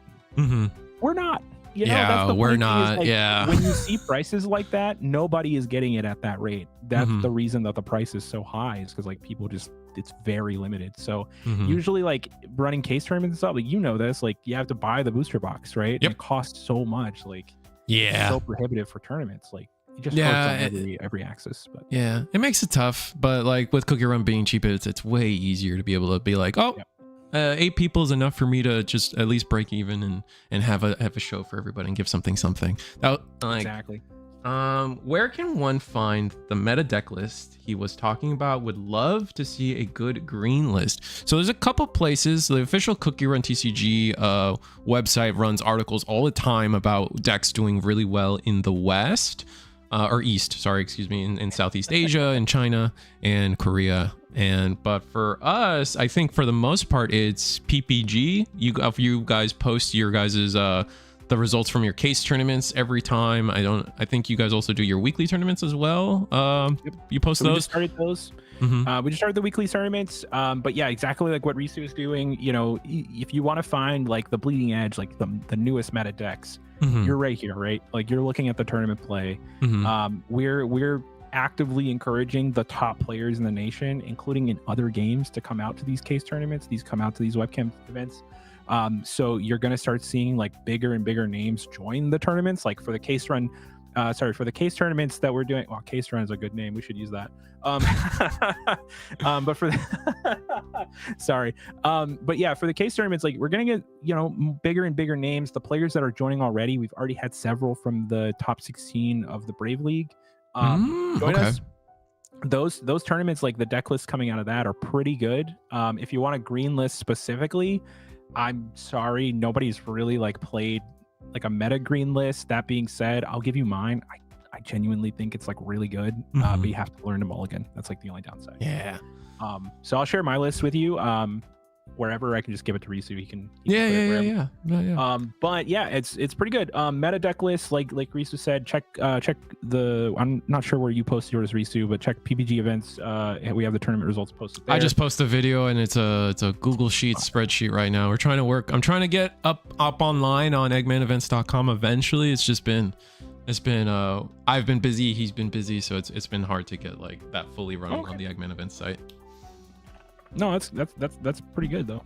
That'll be like really good. I want to see this game like go really everywhere. No, me too. I have so much fun with this game. It's like there's so many games that come out and like people like tell me it's good and I'm like I just don't have fun with it. But there's something about this one. It's just it just fires on all cylinders for me. And I definitely do have plenty of fun with it. But yeah, that's like Brave League is something that's really cool. So if you guys don't know what Brave League is, it's for in-person locals only through official stores. But if you go to your, it looks like no, we're good. If you go to the official locals, you actually every week you go to locals. If your locals is properly signed up, you actually earn league points based on your placement at locals, and I think you can get up to like 2 tournaments a week or 2 results a week, and there's an actual leaderboard to grind and everything. And I think every season the top 16 players are actually mailed some cool promos, some cool stuff, and it's really cool to have in general. Yeah, so you can play in as many of them as you want. To per the last update I saw, now there might be another one, I don't know, but per last update I saw, it takes the top 4 placements that you earned throughout the month and applies points for those. So like if you played in 20 tournaments and you won 4 of them, then you get 4 winning. Okay, so that makes way more sense. I think that's infinitely better. Like it's really cool. Now what that does is introduce a lot of tiebreakers. Oh, right, because this many 16 people won 4 of them in a month. Yep, exactly. So in season 1, we did have a tiebreaker situation, which led to a really cool moment. We got together, like a bunch of the judges from the main Discord. We got together, like actual Dev Sisters was there, like watching, and then the 2 players who were tied for first place played off. That was a recorded game, but I don't think they ever released it. But that was pretty sweet. Maybe we can, that's so you and cool. I can watch that game together sometime. Yeah, that'd be awesome. I'd be so down for that. That was pre-set 2 for us, right? Yeah, that was the very end of set 1. So we actually had to do. I think we put together the event in like less than 2 days or something, just because like we were like a week, or I think we were like a few days away from set 2 being released. It was like a scramble, but it was awesome. Oh, that sounds so sick. It looks like here, I don't know. I think, but because it's the start of our turn here, we with our Wind Archer with 1 HP, I think we might able to win this game if we get a good attacker to go behind this Wind Archer. We're gonna go. Oh, we got an HP flip. 1, 2, 3. Wind Archer's such a good card. Like no matter what color it's in right now, it's so bomb. It's so good. All right, and then I think from here, it's hard for me to the top card of the one of a player's break area is a little hard to see, but I think we got a level 5, level 1. I think I actually don't know what that top card of the break area is, but I would imagine that we're definitely at a point where if this Wind Archer goes, it's over, and we use the brooch, and I think that's it. Yep. That's level 1. Yeah. That's it. It's the same card that was in play in the battlefield. Oh, okay. It's the sugar glass. Yeah. Gotcha. All right. So with that said, let's see. Like a proxy card. Oh, that's cool. Yeah. Let's see if there's the one on the right looks like a proxy card, but it's in pretty good colors, so can't super tell. Just kind of looks like paper more than like the reflective. But anyways, no, this is awesome. And wow, look at that strawberry crepe sleeves. Man, I really missed I joined CookieRun about maybe 5 weeks after it launched. I missed the pre-release for set 1. Oh yeah. Sleeves. That's why I want to try to get like a lemon zest mat. Like that's the one thing I'm still trying to get. Like because I joined pretty much a little after the set 2 dropped, and I was like, you know what, F Riftbound, this sounds fun, and so I'm gonna be here instead. I did get to play in the set 2 pre-release, and my LGS has like the guy who ranked 9th in the US for Brave League points. Okay. I'm proud to say that he didn't win because I smoked him a couple times. Nice. Before I switched over to green. But yeah, that's my like brag there. But and then he started clapping me every single week. Oh, I see. But I got to play there. I got 2nd place, and so I got to pick the playmat, and I got the lemon zest playmat. Ooh, that's pretty awesome. It was. I'm just like, this is so hype. I really want this. We had 2 kits. Yeah, you should have went out, because I think the way it worked out, a lot of LGSs maybe just have like extra right now. Oh, okay. Yeah. I think you could order like maybe up to 2 kits, maybe as many kits as you want. I'm not really sure on the ordering side, but you could do like, I know a lot of shops just had like 4 playmats for their pre-release event. Oh, okay. Maybe I gotta look around for that then. That sounds really cool. Especially Orlando. I'm not sure like how many in Orlando. I know we have Haven Games is like the big one we have that does all our events, and then there's I know Evan's like smoking people in the Orlando area. So. That's what I hear too. I haven't been able to go up there yet. This is going to be our final round. I'm just doing some admin stuff. He's tournamenting right now. Yeah. Hope that link works. It does. All right. So our table 1 is going to be Diego versus Brian, which I believe is going to be the purple player we just saw versus, I mean, Diego's always on green. So I think it's going to be a green-purple final. So I know someone. Let's go. Yeah. I hope green wins. Like, I'm so happy about that. All right. We just got to get them to post up their webcams. Yeah. No, actually, funny enough, Diego is like our first, like, so this is week 3 of us doing this. Diego has won our first one with green as well. So green's been pretty popular around these parts, at least. I think last week we had red, and red really showed up really well, because I think most people would argue that it's probably, in terms of best deck, it's probably between purple or red right now. So I think yellow kind of keeps up, but got really hurt by the ban list. So there's a lot of board state they just can't answer now. But yeah, I'll have to see more purple gameplay. I'm seeing a lot of my LGS. There's like 3 copies of purple right now. Oh, okay. So I don't know. I'm kind of like mixed feelings on it. It can be really, really strong, but you can also like kind of pace. It depends on what they have, right? Because like sometimes it's so out of your control. I think purple's weird. There's really good time. It's kind of it's my thing is like it does the same thing that green does, where it's like it'll just send something to trash or just eliminate a cookie without sending it to the break area. And so that causes this thing where it's like you're doing these big effects and getting rid of these big boss monsters potentially, but you're not advancing a win condition. So it gets a little awkward where you just kind of like you controlled them, but they were able to make progress on the win condition while you haven't, and so you end up kind of losing a slow race essentially. This game has a ban list. Yes, like, has to be a little bit careful too, like what they're doing. Like you have to hang on to your cookies, right? Because you can be in a strong position, but you've been playing your items all game, right? Right. You've been like Wanderer's Apple, and you've been Ancient Healer's Gaze, and like your Sugar Swans, which put your own cards back in. And you have to be really careful with that stuff because you'll eat your own hand. And then Purple just sits back and like a couple well-timed Wind Archer cookies, and they just dominate, right? Yeah. So. And then refill their hand with Moonlight, which is I think probably there's the reason that's the main boss monster of the deck, realistically speaking. I have exactly one copy in my house. That's crazy. Yeah. I think that would probably be everybody, at least everyone I talk to, is like product's easy to get, but it's hard to get the pulls you want because we are doing the our sets are combined because Dev Sisters wants to catch us up to where the East is at. The East is actually just releasing set 8 right now. I think it came out recently. So set 8 is out for the East, and so we're still trying to play catch up as we only have access to set 4. And then because of that, because of those combined sets, pull rates can get kind of awkward. And we're going into another set where they're combining, I think the rumor, I don't know if it's official, but the rumor is that they're combining 3 sets into 1 now. And that's got a lot of people scared. But hopefully once we're fully caught up and we get 1 set at a time, that'll clear up pretty easily. It's kind of my thing is like, it's cool. It's actually, I think it's a good thing that we've been on like a slow organic rollout for this game, because like by the time people jump in, like it'll be on TCG Player like January, February, I'm sure.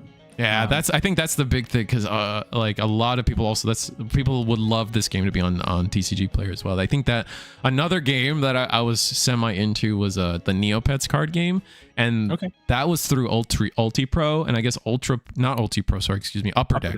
Yes, yep. Upper Deck was handling Neopets, and they hate TCG Player or something, and they like refuse to work with them. Yeah, so like that game never got. Like, I'm like a partner for Upper Deck, and no, they don't hate it. It's just. Okay, they don't hate it. Mike, excuse me, but yeah, so Neopets not being on TCG Player, I feel like hurt that game a lot. I think it's less about like if you're in the main like CookieRun Discord. I kind of went on a rant about it earlier, like this week. I just got a go ahead. No, let it out, brother. That's why we're here. But yeah, no, I think it's less about TCG Player exactly, more just about like a centralized place that everybody goes to like buy their cards, right? Oh, absolutely, yeah. We don't have that, which means that there's no price stability on the market.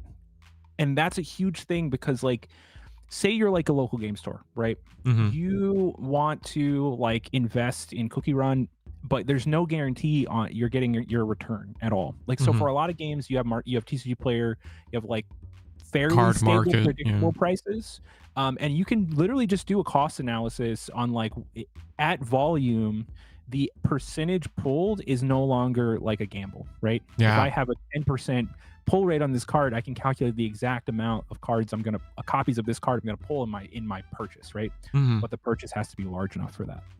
But if there's no guarantee on my investment, like it's tough to be a retailer that's gonna purchase enough at volume to get those, consistent pull rates. Yeah, and that's what we're lacking right now. We have no ability to like stabilize the price points until TCG Player happens. The community is not really on eBay like that. Yeah. And so I think it does a lot more than just being able to find singles, right? Absolutely. It also incentivizes an LGS to like sit there and crack packs chasing the top because they know that they can sell their like bulk or their chaff for like and get their money back. Yeah, no. I agree with everything you just said. Yeah. We're not going to see more booster boxes opened than like what's happening right now, which is like, a new LGS starts carrying the game. They buy like 3 cases and then they sell out, and then maybe like the community grows, maybe it doesn't. They get the next set, and that's kind of like the lifespan, and then we just keep selling more product because we're like expanding to new stores, which is great. That's an organic rollout. product can be worth whatever, whatever it is. Like yeah. That's not. I don't think it's gonna solve the price. Like I don't think like it's gonna make like the game crazily cheaper just because it's on TCG Player or something. It's it will. It'll help for sure. Just card accessibility will like skyrocket, but I think, like I said, it'll be like more of an incentive for people to open booster boxes, because right now it's kind of neg to open booster boxes. Like you're not pulling Moonlight Cookie, you have the chance to pull like kind of like not playable URs, and that's gonna like hurt the whole box. I did some math formula like on the pull rates for like if you want to open a single booster pack, like what are your odds of opening Moonlight Cookie? And right now it's like 0.49%. Oh wow. Yeah, I know. In 2 boxes I haven't opened it. And then everything else I bought a case at a pretty good price here in Orlando. I got the case for $500 and then tax on top. And nice. Then, okay. Yeah, not bad. And then I opened 2 for myself so I could have some stuff, and then the rest have been just for the tournaments here. And I don't think between all the boxes that I've given out in my boxes, I don't think anyone's pulled a Moonlight Cookie yet. So yeah, that seems to be a tough one. It's tough because I think there's 22 URs in the set. Yeah, and and again, that's because like the part of that's because our sets are smushed right now because we are trying to catch up to the East. And I think once we break out of that little cycle we're in right now of catch up, like I think like pull rates are gonna go in the customer's favor. Oh, I mean, yes and no, because I think we're also living on more URs per box. Okay, that's interesting. Fair enough. Like right now we're getting, I think someone told me it was like on average 3 URs per box. I think it's 2 to 3 depending on what your card. Like you get 2 and like a wild card, right? I think that's what it is. Yeah. But that feels like a lot. Like URs should probably be like 1. Oh really? Okay. Fair enough. I don't know what we're gonna land on when the real product the real but no when it becomes like single caught up. Yeah. Like I don't know what we're gonna land on, but yeah, I have to imagine they'll also decrease the URs to kind of match. But man, 22 URs is so many. That's so a many. lot. I can't imagine this next set coming up. Like, granted, I think the next few sets are a little underpowered, so the cards aren't as desirable. Like just maybe 1 or 2 colors like has that chase card, but not everyone takes a step forward for the next couple sets. That's pretty big. I mean, you know what's funny is like I think the most played cards are like the starter decks right now. Like, yeah, you have so many, like especially green. Like a lot of the green deck is just starter deck. Honestly, like I would say set 1 for me right now. The big thing was like set 1 commons and uncommons are still like super used and super playable. Just like all the flip cards, some of the for yellow in specific, at least for me, a lot of like the good flip cards, or at least the stat lines you're looking for your flip cards, is all set 1. And yeah, and depends on your colors. Like it really depends on your colors, because like I feel like set 1 green was playing an entirely different UR and SR package, like completely different. Like blue lily cookie, your top end cards are all gone and replaced with new stuff. And that's kind of tough when product was like already hard to get. Yeah. So I mean, we are, some colors kind of stay stagnant, but other colors radically change. And so it really depends like who you are, really. We got the what was it? This Tangerine Tangaloo. What a word. Cookie on the board, and we haven't really gotten a lot. We're actually, I mean, green's done a lot. We've ramped. Looks like. Not that much. I think maybe once in the break area on the right side. We have, I think that's Starfruit, I believe. Is that cookie? Starfruit. Yeah. Yep. And then so what's the purple cards that you said? Sugar Glass? What do you mean? The purple card that's in play right now? Oh yeah, the rested one. Yeah, that is Sugar Glass Cookie. That's gonna be the set 4. I think it's a super rare. It's a level 1. I'll get it.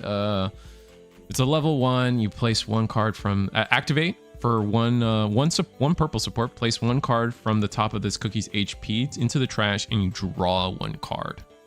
So it eventually faints itself, but you will be able to just like an interesting way to get card draw is what amuses me the most.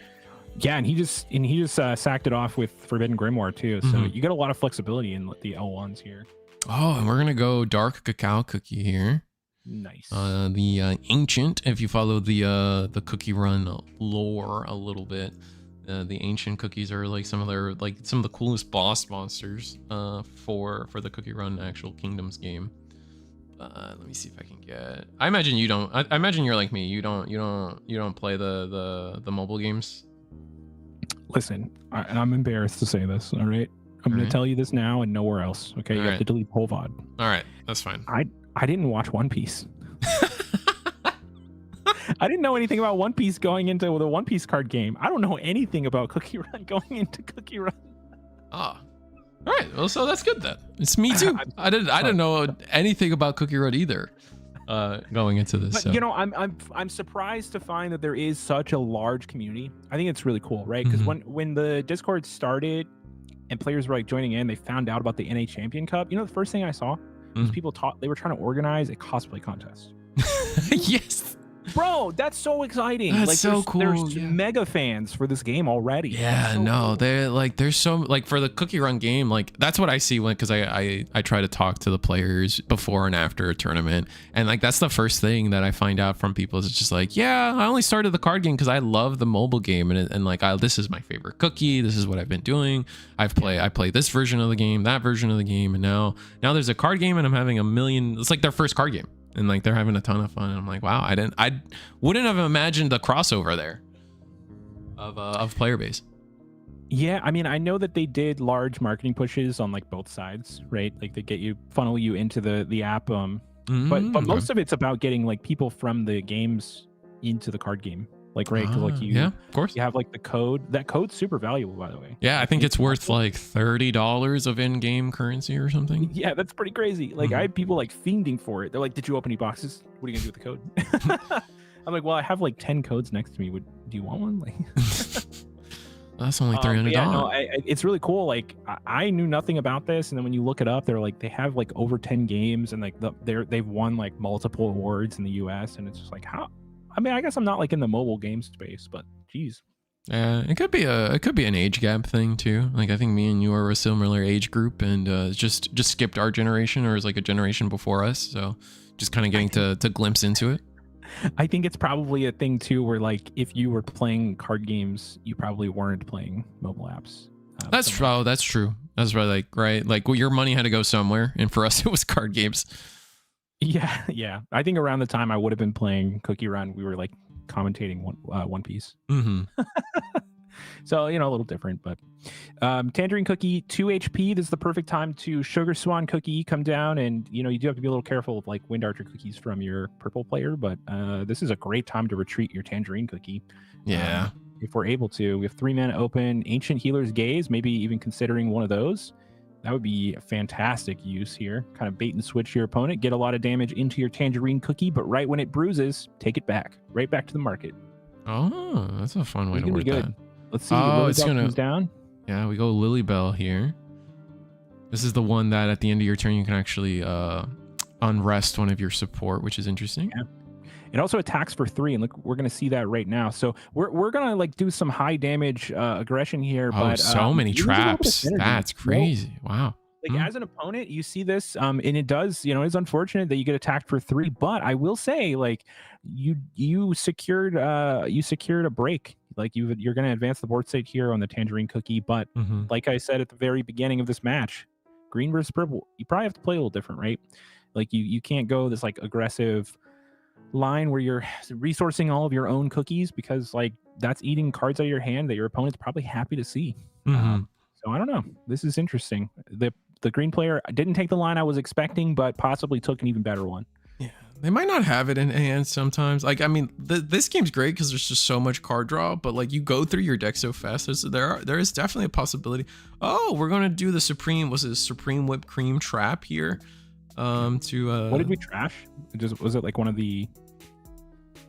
Okay, Supreme Whipped Cream. I didn't quite see the trash off of that, but I know I didn't quite catch it either. Let me see. Supreme Whipped Cream does give you -3 for 1 resource, but the downside is you have to take a card from your support and put it into the trash. So you're losing one of your hard-earned ramped cards, which, you know, you have a little bit more to spare from green, but you really need it too. So we are going to break our first cookie here. Level 2 goes into the break area. Yeah, the purple one of Crunchy Chip, and now we're gonna get to, because we have the Soul Jam, I believe, in the support area, we get extra damage. And we are doing 2 lanes of cookies here. There's a front cookie and a back cookie. We are doing quite a bit. But that does clog up the board now, though. So if we have like a strong play here, potentially, like we can Moonlight, or sorry, no, we're not playing purple, but like Wind Archer cookie, the crunchy chip to the back potentially, or does Wind Archer only do level 3s? It doesn't. So we have to be a little careful here with our Wind Archer stuff, right? Because my opponent has 1 mana open, one support card unrested, right? And so we have to be careful. If we play Wind Archer cookie and put either one of these into the support area, the purple Wind Archer cookie could come down and do the clapback. So, oh, okay. So I just maybe we want to clear. We probably want to clear this dark cacao while it's still targetable. Exactly, like still wide open. My opponent has 1 resource open, so you know you're not getting abandoned cloud nest. This is a good time to just swing for 3, and you can see we took it. Wind Archer cookie going into the trash. That's huge. It looks like we go up to level 3 in the break area on the purple side here. Dark cacao is level 2, plus the dark cacao's 3. Plus, okay, even better. We go up to 4. Angel cookie coming down, so we do have a blocker. That's what that 1 mana was all about. I was really wondering what he was going to do with that mana, but we found it. It's going to be to block with an angel cookie. Find out what we're blocking. So we were level 4, because of the starfruit cookie. But if you're green, you either find a way to ramp here with maybe a sugar or a sugar swan, or I think you just say pass. I think I'm kind of player right now that's more than comfortable like staring down a clogged up board and just saying, well, you have to deal with my guy. You have to spend resources to clear this Lilybell, and I don't want you spending those resources to clear a second guy that I could potentially play. So I have not played much in set 2, but I know in set 1 you could really bully purple by just being a little bit faster than what they could deal with. And if you sat back a little too much, they got every perfect out. And that was like, you didn't want to play into the obvious gotchas, but you also didn't want to give them breathing room. So I like the Lilybell attacking on that axis. Like, you are pressuring the purple player to just have constant like answers, the exact right answer all the time. But we'll see. The blue lily cookie getting played here. This is going to be a step back in the tempo that we had from Lilybell cookie.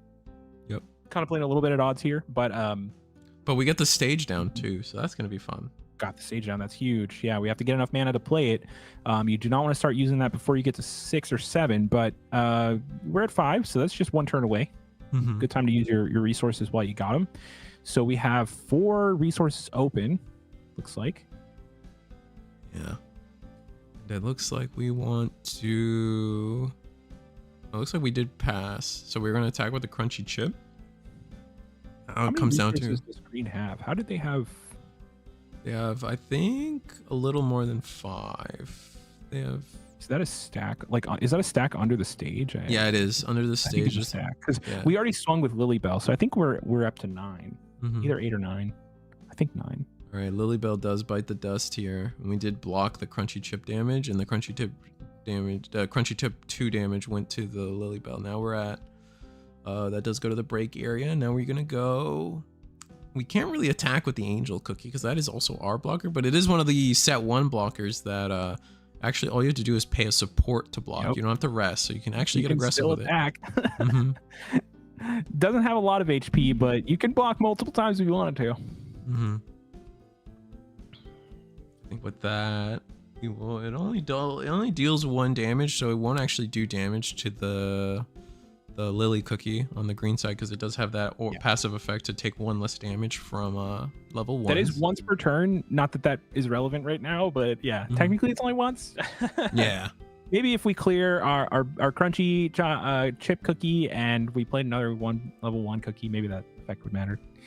Okay, we are going to take damage. That is a shard. Let's go. Nice. Heal up. Go ahead and heal, and then I think that does save our cookie there. Ooh, is that a foil card? How do you get a foil? Is the promo foil? Yeah. For the tangerine marmalade cookie. Yeah, it has a different hat in the promo version. Yeah. No way. Yeah, I got to work on getting like max rarity for the deck, but man, that sounds crazy expensive. Whoa, I can't even imagine. I think all the promo cards from the box toppers are around $5 to $10 between, like, because yellow has one too where it's like, or it's the same thing. It's like a level 2, but it's like the cream ferret cookie. And normally it's just like a normal looking cookie, but the promo version, it actually just looks like a ferret, and I am so infinitely in love with that. Nice. Yeah, that's really cool. I don't think I opened any like relevant promos out of my box. Oh, unfortunate. I know everyone, the big freak out card for promos was the sherbet cookie, and now it's gone. Rest in peace.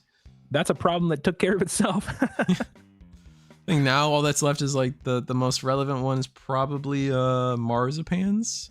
Oh, and no way, no shot. The most relevant one's that foil tangerine cookie for sure. Because green, oh right, as we all agree, we can all agree, green's the best deck. That's true. That's what I heard. Wind Archer cookie coming down. All right, time to pressure the opponent, because now we are turning the corner. The opponent has at least seven, so that's a box checked for Wind Archer cookie on the green side. So we are going to get to pay 1 to deal 2 extra damage. That makes it one of the best on-rate cookies in the game right now. Attack for 4, deal 5 damage. That's incredible. Yeah. Also has one of my favorite effects, delete your cookie. Get that off the table. Can use it for what is it, 0 or 1? It's really cheap. The on play, yeah. Select one of your opponent's cookies from their battle area. Place that cookie in your opponent's support area. So we are gonna go. Pay for it. Just delete your cookie. It just does it. Love it. I think ramping your opponent in this game is a little bit less consequential than it is in other games that I've played. Yeah, you really quickly get to a spot where like you can't even use it all. So. Yep.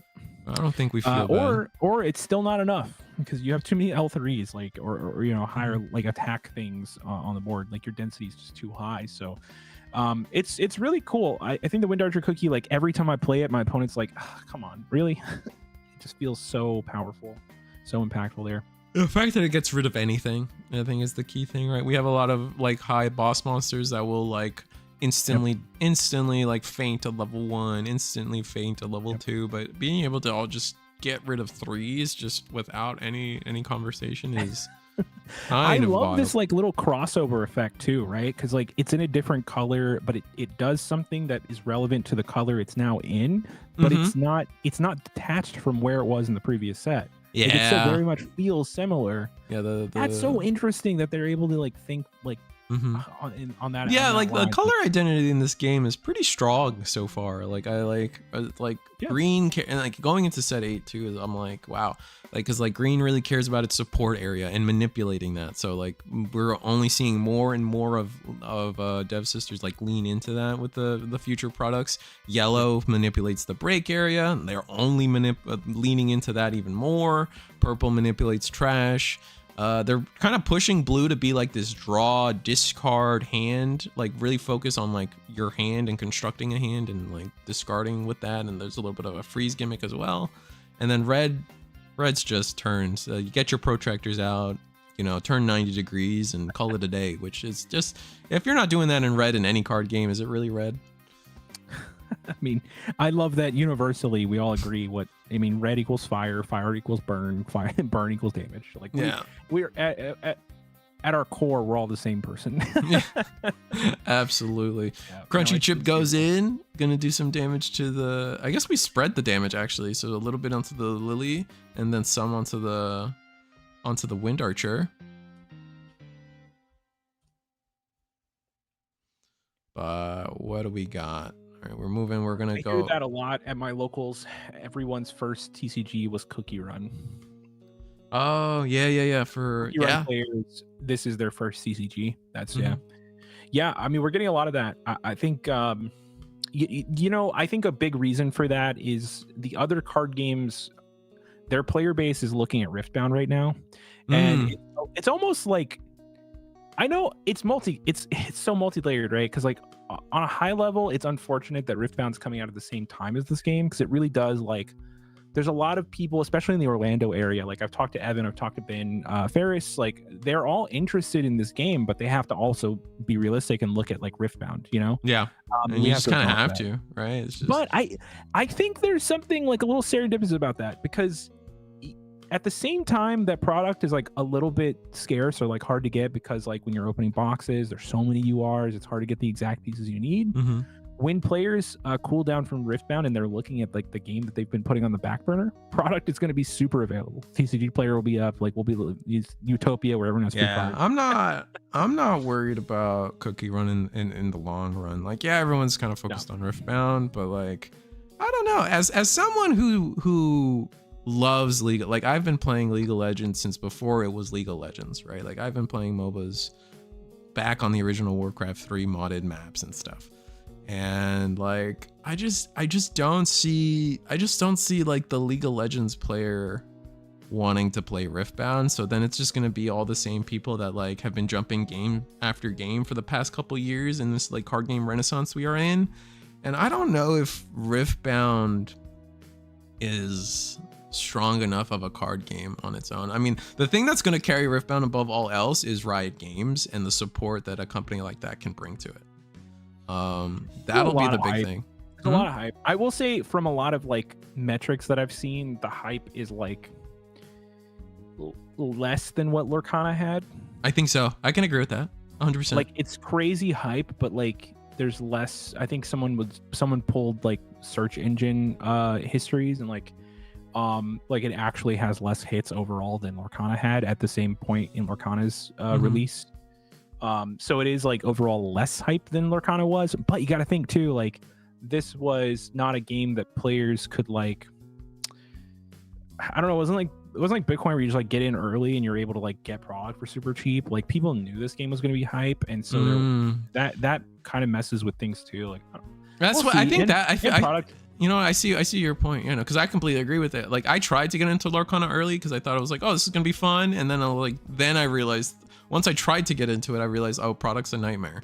Whereas like Riftbound, I just already assumed product was gonna be a nightmare, so I didn't bother. Exactly, 100%. I mean, better articulated than what I said, but yes, 100%. Like people just didn't even try. Yeah, I think that's going to be, and it also hurts too that like product is coming out like almost hand in hand with the tournaments. Like tournaments got announced before the product is even in hand. When does that happen? Yeah. I mean, I think that comes down to what I was saying with like, you know, a company like Riot. Like that was the biggest thing, like for me, coming from like a Bandai space or from a like. Just like if there's a company that knows how to deal with content creators and support content creators and like side tournaments and like support a player base, it's Riot, right? Like Riot has built League of Legends as like the biggest esports thing in the world, right? And they're only soon to be like this Riot Games like is soon to be like this mecca for multiple different like avenues of esports, we'll call them, right? Like because they got the fighting game, so many people are excited about the fighting game. I expect to see like Riot Games worlds instead of just League of Legends worlds where everyone's gonna like you're just gonna play all the Riot games at this one spot, kind of like what Pokemon does. Like I know that there's like I'm pretty big in like the convention spaces, and I think there's this like mad dash to become Magic Con, right? Like every game sees that like, oh, I could have my own convention. And conventions are super plus because I just charge like at the door and like super good, right?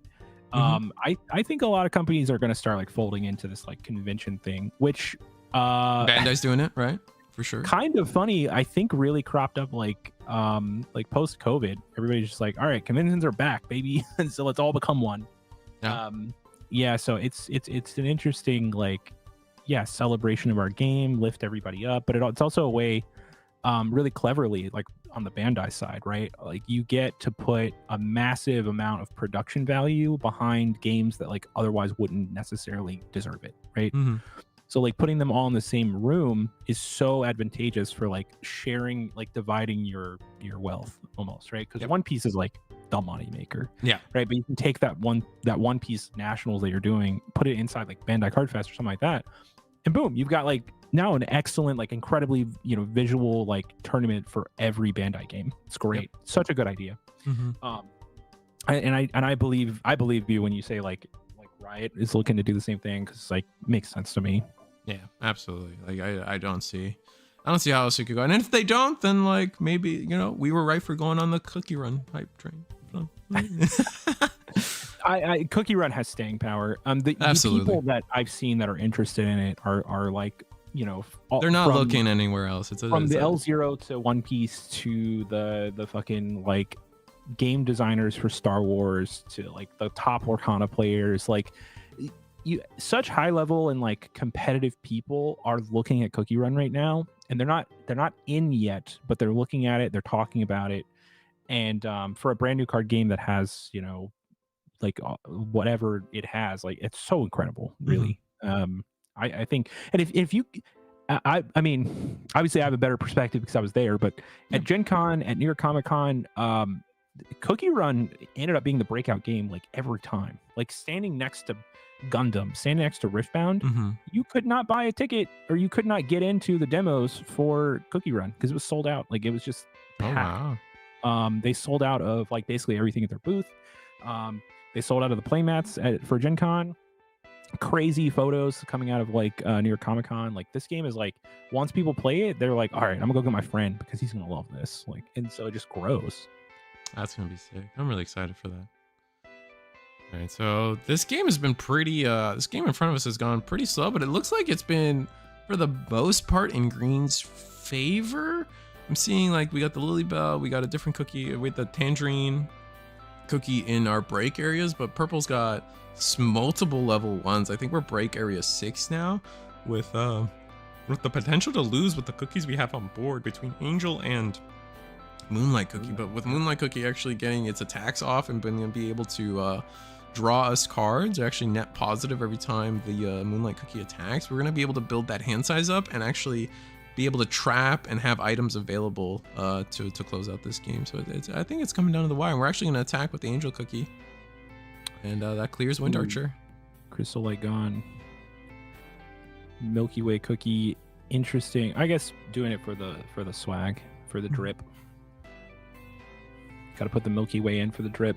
I don't have any, so that's why I'm playing all level 1s. Oh, okay. As my flip package. My flip package is all level 1s.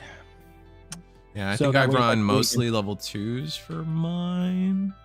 I think I have enough power level because I'm playing 4 Sugar Swan and 4 Wind Archer cookies. So I feel like I have enough like power. Like I can power through a board if I need to. And so it's just about like, I played all level 1s just so I have like a way to stall against opponents who... Yep. That's what we saw week 1 from Digo. He was running like the little Power Ranger setup with all the multicolored, the restricted 1-drops, I guess, well, the level 1s from each of those. I think level 1, 4 HPs, and they ran a strategy of just like, oh, you got this guy low, okay, to the break area or to my support area it goes, and now all that work you did just didn't matter. Yeah, you're just not allowed to put any of them in your resources, but I mean, yeah, as long as you know that in advance, then that list is great. What is this? I actually don't know what this card is. This is Mocha Cookies. Well, I'll get this one on screen. Interesting. Okay, we're doing a refresh here. Matcha Cookie. So it's a new card from the second set, or technically set 3, but activate once per turn with 1 green support. If your support area contains 7 or more cards, select one of your opponent's cookies. That cookie receives 1 damage. So it's a cookie it's a level 2 that could potentially do 4 damage because its normal attack is Seed Spheres. For 3 green, do 3 damage. So it's got 4 HP, so we're refreshing our deck so we can actually get into finish getting our HP done. But from here, what are we gonna do? We can clear the Moonlight Cookie potentially, but it doesn't look like we might be able to clear the I don't know if we're gonna be able to clear the both cookies on. If we do, we win. So draw 2 cards per turn. Purple player has 5 cards in hand, so yeah, with 2 up, could be a trap. 2 up reads Abandoned Cloud Nest, so that's all you're gonna need to be able to survive this turn. But can you win on the crackback? Or I mean, 2 cards in hand on the green side, that's also pretty rough. I mean, green only has, I think green loses with this matcha cookie actually. 6, 8, 9. We're at 9. Oh, is it 2, 4, 7, 8? Yeah, exactly. We're at 8. Right, because the first card was Tangerine Yep. Yeah, not looking good. We'll see. We'll see what happens here. We need a miracle. Oh, we flip here. Get a We need a draw. winner. So we activated the main effect. This is coming down to the wire. I guess we might not have another attacker, unfortunately. We play Wind Archer Cookie here. We swing at Angel Cookie. He has no abandoned cloud nest. He's been bluffing the whole time. We don't use the effect of Wind Archer Cookie to like replace anything, and we just deal 3 to Angel, then we deal 2 to Moonlight Cookie. We're winning the game. Easy. That's true. I like that. Or do you attack the Moonlight Cookie, hoping that they use the block of Angel Cookie instead? I think if my opponent swung, that would be a missequence. Like the purple player, if they blocked, that would be wild. I see. All right, because you just let it go through, right? Mm-hmm. But all that's for naught because you just we're just gonna grimoire. So we grimoire. So no, there's no longer game on board anymore. Yeah. So I think we did attack the Angel Cookie, like you said, and then that's that. So now we have to play. The only way our only out now is. It's rough because if you play a cookie, your opponent could poison mushroom, clear your board, and then you lose. Oh, right. Level 2, right? Well, the poison mushroom just puts it to trash. It doesn't put it in your break. Yes, correct. Doesn't break it, but you got to think like he only has 2 cards in hand. Oh, true. So the chances of there's a real world where not both these cards in hand are. Yep, exactly. You need that stage card back, the one in your support. Oh, he has. Never mind. He's good. He's chilling. He's chilling. He's he has the stage. You can draw 2 cards. He can put back Sugar Swan Cookie. Keep going. I don't know. There's a lot of plays here now. Lily is right there. You could play Lily. Then you're kind of stuck. Oh, we have Sugar Swan. Sugar Swan comes down. You are gonna have to use your stage. Otherwise, I mean, whatever. We're not really in a position now where like him trashing you matters. He's just got to deal the damage. Whoa. Okay, so no blocker there, but now you can't attack anymore. So yeah. Oh, Wind Archer comes in. Okay, Wind Archer does come down. Goodbye, Sugar Swan. But that's a lot of damage you have to protect against here. Do we have another Supreme Whipped Cream? We can. Oh, okay, we are trap heavy in round 1 though. So looks like we're deciding on what to bring back to hand. I would just bring back Sugar Swan, honestly, but I mean, the cookies itself doesn't matter, right? Because if he gets rid of the level 2, we're just dead. So I think he's trying to find like a relevant play. I don't know that there is one.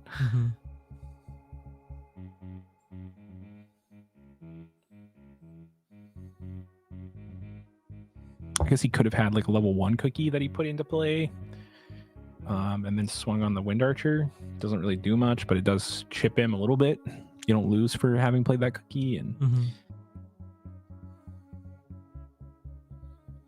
just looking for any way we can make progress here. This is pretty rough though. Your opponent has a full grip, lots of mana. Yeah, Wind Archer I think unless we have a maybe we have a Divine Light Crystal and our opponent doesn't play a second cookie. That's probably our best way out of this. So divine light means like you can't be KO'd, right? You can't be destroyed. Okay. So yeah, we could. That would be pretty good. You can't reach 0 during this battle. Ooh, okay, so we can still like trash it. All right. So, yeah, I mean we're in that case we're dead to Starfruit Cookie, but we'll see. All right, just Wind Archer Cookie attack. What do we got? Makes sense. Oh, Supreme Whipped Cream. Let's go. All right. And we saw his hand, so we know he doesn't have any more traps. All right. Viney Vines and a cookie. Oh man. Imagine Supreme Whipped Cream, you still take 2. It's so brutal. Yeah, that's strong. All right. And then we're going to play Poison Cookie, but I don't think we're going to do the... Definitely not. Yeah, we're just going to attack. Now, if we had Supreme Whipped Cream number 2 or Heal Effect, oh no, Nope. that's it. That's it. Yep, and that's 10. That's purple wins it. We almost had a competitive green list. Finally.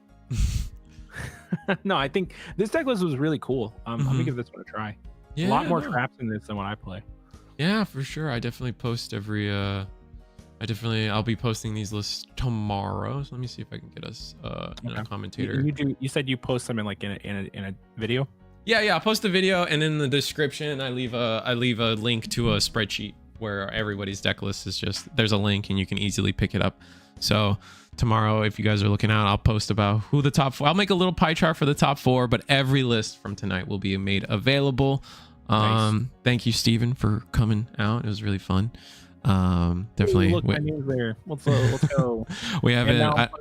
Now I'm part of the treehouse and Eagle's Nest. So true. Oh, I didn't change the icon on this map. All right, whatever. No, we're pushing Eagle's Nest heavy tonight. Yeah, they're great. No, I love they're so much of what I do. So yeah, I know Danny. Danny works with them quite a bit, so they're always really nice. Yeah, man, a lot of fun. So much cookie run tonight. Like this is a lot of fun. If you ever have space, like just invite me back. I'd love to. Between you and Kane, I think we'll have a great cycle of people to go through and have fun with this.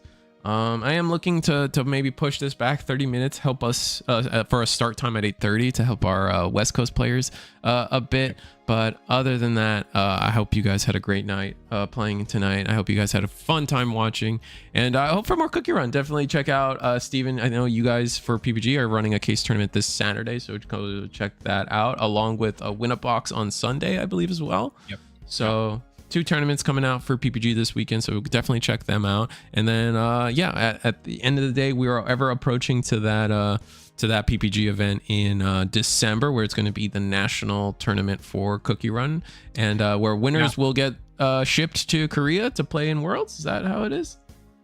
Yeah, absolutely. So NA Champion Cup winner, the winner is going to get their flight, hotel, entry, all that covered for Worlds in Seoul, Korea. So you're gonna get really taken care of. I can tell you the rest of the pricing has not been announced yet. It's getting announced very soon, like in the next few days. But so stay tuned for that. Really exciting pricing. Not only for that, but if you haven't seen already, the pricing for the Gunslinger event is that was the first thing my players were talking about today when we got together for the player meeting. They were just like, man, all the Gunslinger events, like the play mats and stuff that you can get for those, everyone's so excited for that. So even just that alone makes it worth it. You guys are thinking about going to Orlando for that, just there are more and more reasons coming out to play in Cookie Run. And not to mention PPG is hosting like a million card game tournaments. It's like their own little, it's crazy what you guys are going to try to pull off there. I'm trying. It's my goal to like make them all huge, right? Like I want, what I usually say is like, I'm treating, like there's a lot of tournaments there, but I'm really treating them like sections of the room, and I want to grow and cultivate like every single one of them to have their own like grand stage. You know, like we're able to platform Lorcana. We get like 400 plus players out for Lorcana. Riftbound's looking to be huge as well. So like if you really the biggest thing for Riftbound, right? So far, like I don't think anything comes before that, so it'll definitely be the first and biggest. There's a couple 10Ks happening before the Orlando event, but definitely on the East Coast, like I think it's one of them. Huge player base there. I think we have like over 250 signed up already, so it's going to be a huge tournament. We're going to broadcast it. We're going to have like live production. We kind of know what Riot's aiming for. We want to hit something similar on the production quality. So we're looking forward to that. Cookie Run itself is going to be broadcast as well. Ooh, exciting. Plans for that have not been announced, but expect like a full production for that with casters, with special guests, with whatever, the full running. So if you're not able to make it out, you should make it out. But if you're not able to, you can catch the broadcast there. We think that's going to do really, really well. And I'm so excited for you guys to see all the prizing for NA Champion Cup, because the Dev Sisters team put a lot of time and a lot of hard work into putting that together, and you can really tell they took a lot of feedback as well about the prizing. I think it's been expanded pretty nicely. It's all looking great. I'm really excited. Looking forward to like the actual event. Sadly, I won't be there. having a baby at the same time. So I like literally the same weekend. So unfortunate. Oh, that's so sad. Oh, well, congratulations, but it's sad you won't be able to make it. that's so sad. I did it. My wife. yeah, I'm like that. Yeah, no, I realized my mistake as I said it. Nah, it's all good. Yeah. So I mean, but we'll have like an incredible, like a lot of the judges from the main Cookie Run Discord will be there. So that's exciting. That, you know, they have been real drivers of the community for so long now. So I'm really happy to, you know, share a part in platforming them as well. So I'm really looking forward to seeing like those judges like put on their uniform. Like it's gonna be crazy. They're gonna be decked out for sure, and it's just gonna be a great time. You know, it's really like we're doing not announced yet, but we're doing some cosplay stuff as well. Okay. So we've got something for the cosplayers.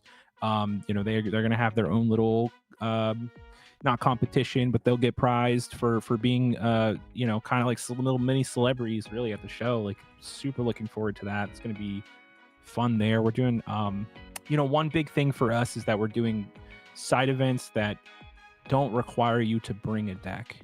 They're not all that way, obviously, like Gunslinger or whatever, but we're also going to be hosting like Cookie Run what is it unboxing runs, and like we're also doing like starter deck tournaments, so that everybody, like if you do the demo that happens like on site at the summit, and then you want to play in like a tournament, maybe get some like playmat or like official prizing or something, you'll be able to do that. Pick up a starter deck and just play. It's gonna be a good time. Oh, that's awesome. But with that said, we're gonna wrap it up. I'm gonna head out, and we'll see you guys.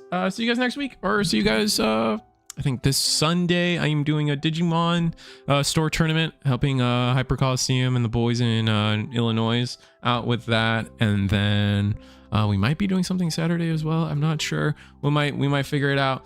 But my life is busy, and I hope you guys had fun, because I definitely did. So see you guys next time.